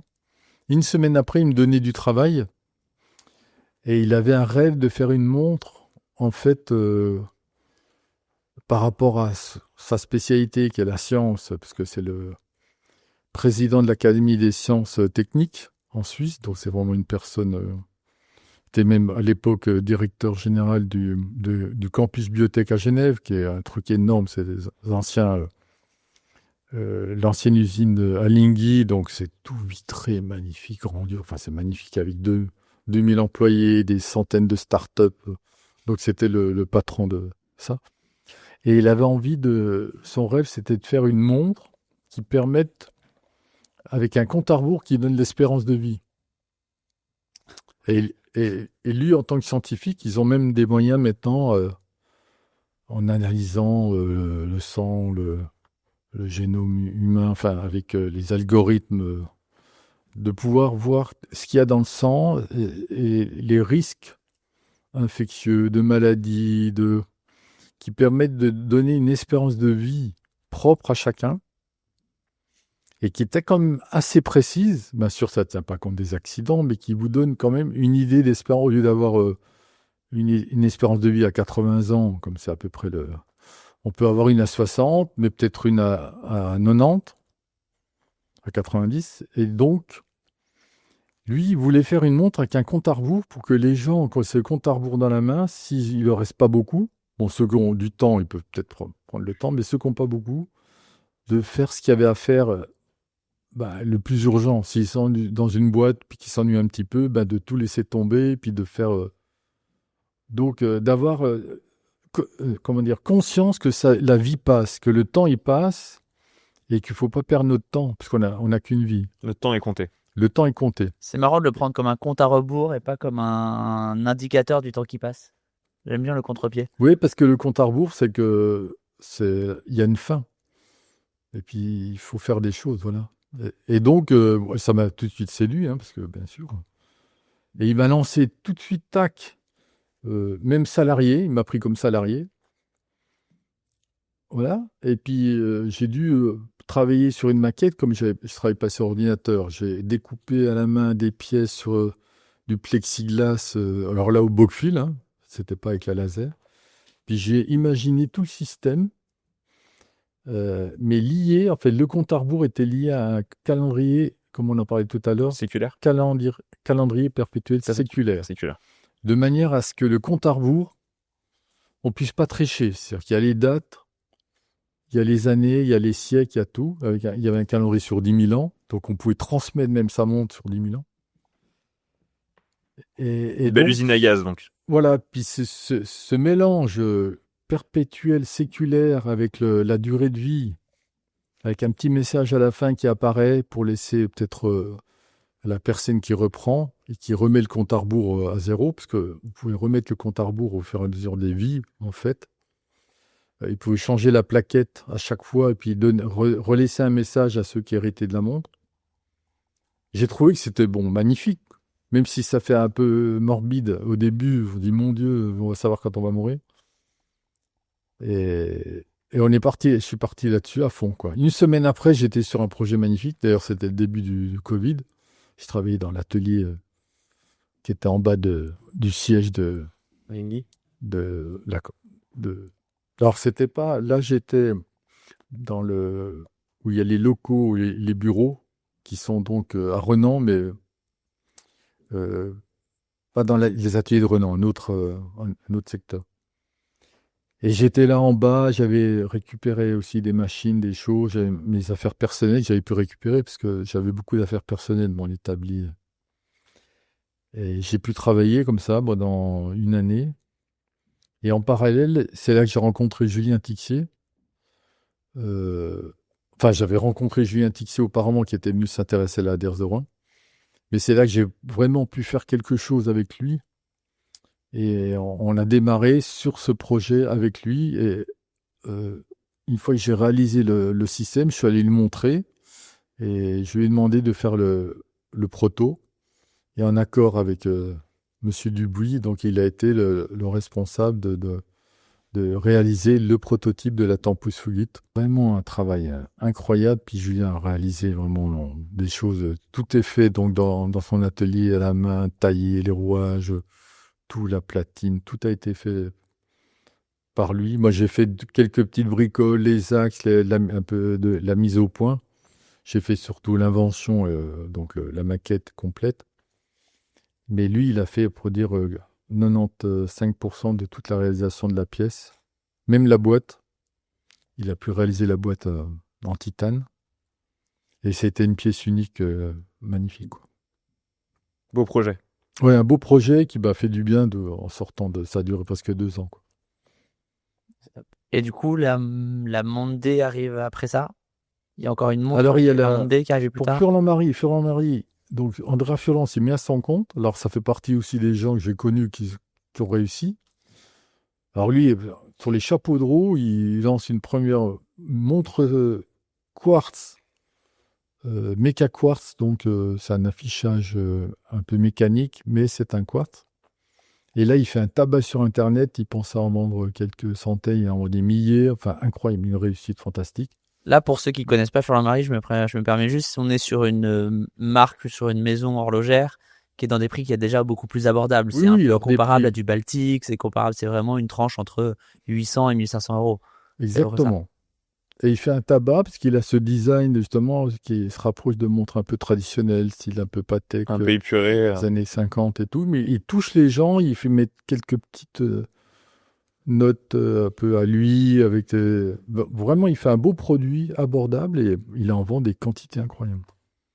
Et donc, il m'a demandé, avec Julien, de participer aussi pour Only Watch à faire un quantième perpétuel séculaire, mais pas sur les mêmes bases de ce qu'il avait fait pour Benoît Dubuis, mais aussi quelque chose de plus, je dirais, plus simplifié encore. Vraiment, on avait réduit avec une bascule périphérique, on avait vraiment, on a pu réussir à réduire, à simplifier. Puis cette montre a eu un succès, parce qu'elle était estimée, je crois, autour des 20-30 000, elle a été vendue 130 000 à une watch. Donc c'était vraiment pour une Furlan-Marie, des montres à quartz qui étaient vendues quand même. Être vendu à 130 000, ça a été quand même un beau succès, ouais. Après, succès. Un calendrier séculaire, c'est pas n'importe quoi non plus. C'est pas non plus n'importe quoi, exactement. Ouais. Donc Furlan-Marie. Et derrière, vous avez continué de développer des montres, des choses. Et la Monday en parallèle, enfin la Monday du coup. Oui, voilà. Alors, avec Julien, on a continué donc sur cette lancée, puisqu'on a décidé apparemment, on a monté la manufacture de demi-chrono. Donc, demi-chrono, ils ont choisi de mettre ce nom sur la manufacture. C'est pas moi qui ai choisi, hein, mais c'est les investisseurs. Parce que bon, ils pensent que ça met en avant quand même l'entreprise et puis la marque. Et donc, on a décidé avec une équipe extraordinaire, avec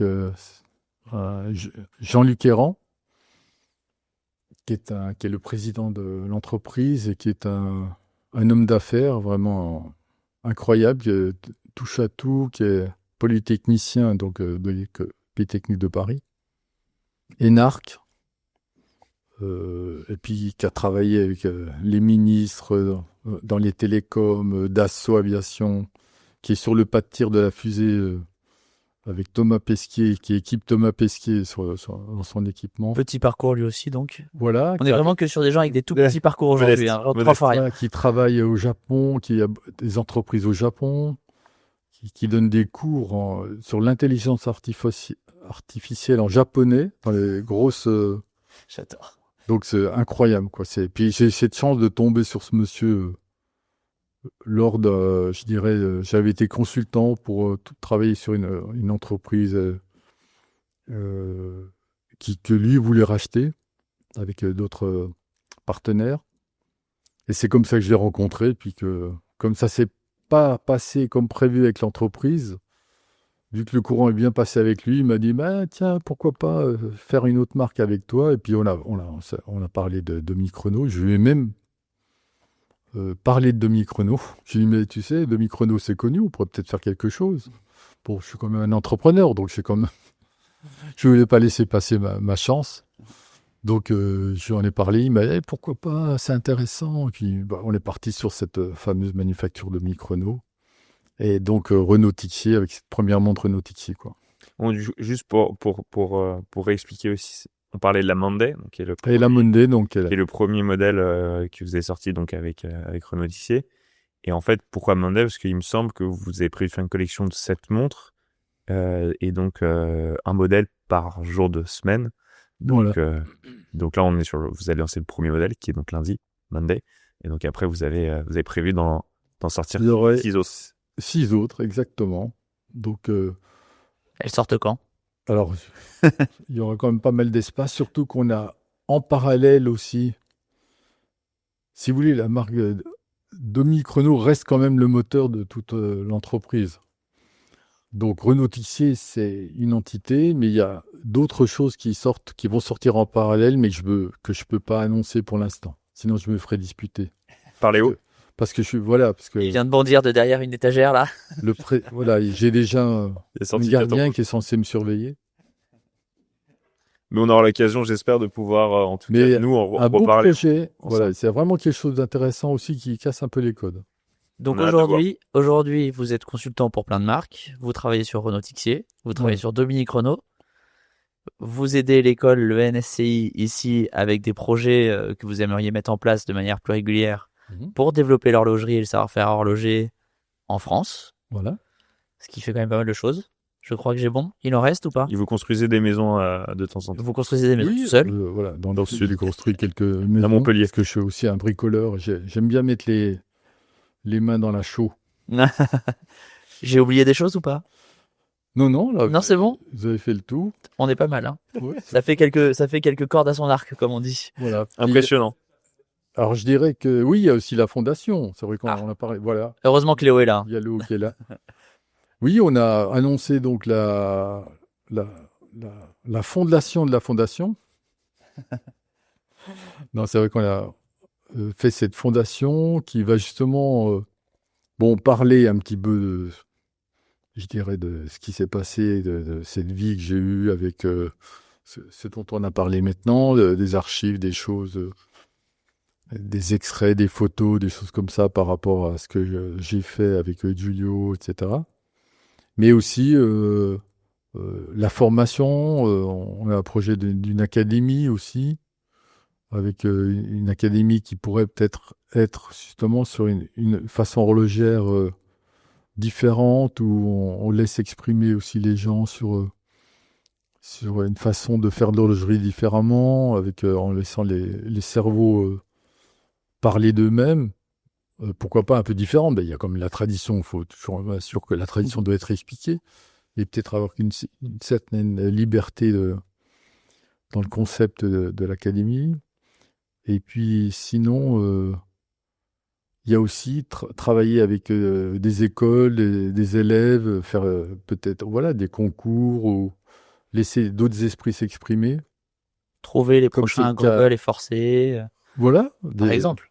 ou que déclencher des passions pour des gens qui découvrent. Peut-être que là, dans les élèves qui sont ici, il y en a certains qui vont avoir une passion parce qu'ils ont travaillé sur un produit horloger, et puis qu'ils vont chercher du travail dans les grandes marques horlogères, puis peut-être certains viendront travailler aussi chez nous. Puis La on est en manufacture. France, donc c'est bien aussi de montrer aussi justement le dynamisme français dans Ben oui, dans parce que moi, l'horlogerie.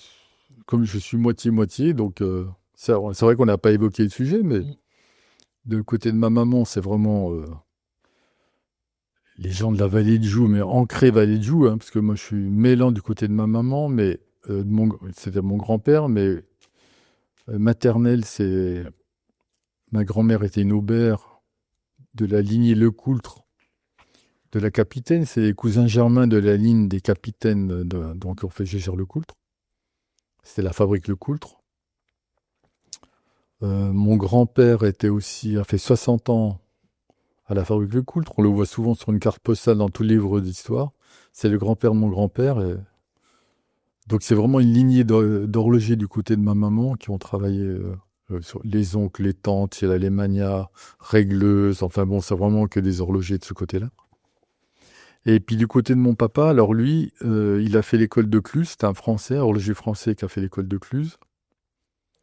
Et ils se sont rencontrés, et ça c'est une petite histoire intéressante, c'est que ma maman était régleuse, elle a fait l'école technique de la vallée de Joux, et elle a rencontré donc mon papa chez Vacheron Constantin. Et ils allaient dans la même pension de famille. En fait, ils mangeaient ensemble. Puis c'est comme ça qu'ils se sont rencontrés. Et puis ils ont fini par se marier. Et puis moi, je suis né donc de cette rencontre chez Vacheron Constantin. Donc je suis un enfant de chez Vacheron Constantin. En plus de tout le reste. Voilà. Donc je suis fier. C'est pour ça que j'ai aussi un petit Vacheron Constantin. C'est toujours une marque que j'ai admirée. Puis j'avais les souvenirs de ma maman qui me parlait de chez Vacheron, les visites, quand il y avait les Japonais qui venaient voir, qui prenaient des photos, qui posaient des questions. Enfin bon, c'est vrai que c'est un grand nom de l'horlogerie incroyable, quoi. Et donc je suis fier aussi de ses origines, quoi. Donc je suis pas. Et puis côté français, forcément, je suis né en France, j'ai fait mon service militaire. Je suis toujours fier de parler que j'étais chasseur alpin et que. Intéressant ça, c'est vrai qu'on en a pas du tout parlé. Non. Voilà. Vous n'avez pas resquillé le service militaire? Non. Alors moi, les troupes de montagne, je m'étais même, pour être sûr d'être dans les troupes de montagne, je m'étais engagé. Mais j'avais 6 mois pour résilier, donc je savais que je voulais choisir ma date d'incorporation, l'endroit où je voulais aller. Je voulais pas être dans un secteur qui me plaisait pas, donc c'est pour ça que j'ai fait les chasseurs alpins et là-bas, je me suis régalé, quoi. Le Mont Blanc, les Monts Maudits, Monts Pourris, on a fait les balades incroyables, les igloos, Ça doit être Ouais, magnifique. ça doit faire des beaux souvenirs. Voilà, et comme on dit chasseur un jour, chasseur toujours, et de temps en temps, je fais la surprise d'arriver à l'atelier avec ma tarte de chasseur alpin, mon uniforme. Mes Léo, t'as badges. déjà vu? Confirme.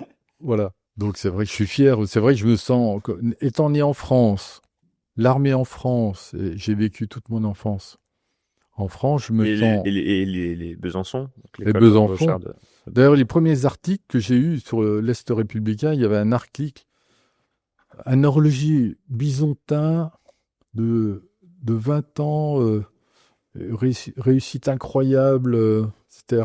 Il parlait de moi C'était comme un fier. bisontin. Voilà. Et puis en Suisse, il parle de moi comme un Suisse. Comme ça, il y en a pour tout le monde. Tout le monde est Yep. content.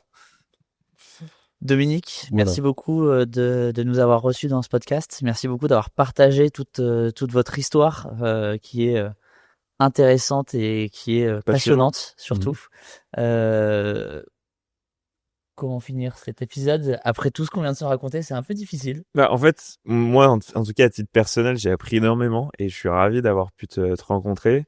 J'espère qu'en tout cas, pour les auditrices et les auditeurs de Rétrograde Podcast, ça a été un plaisir partagé.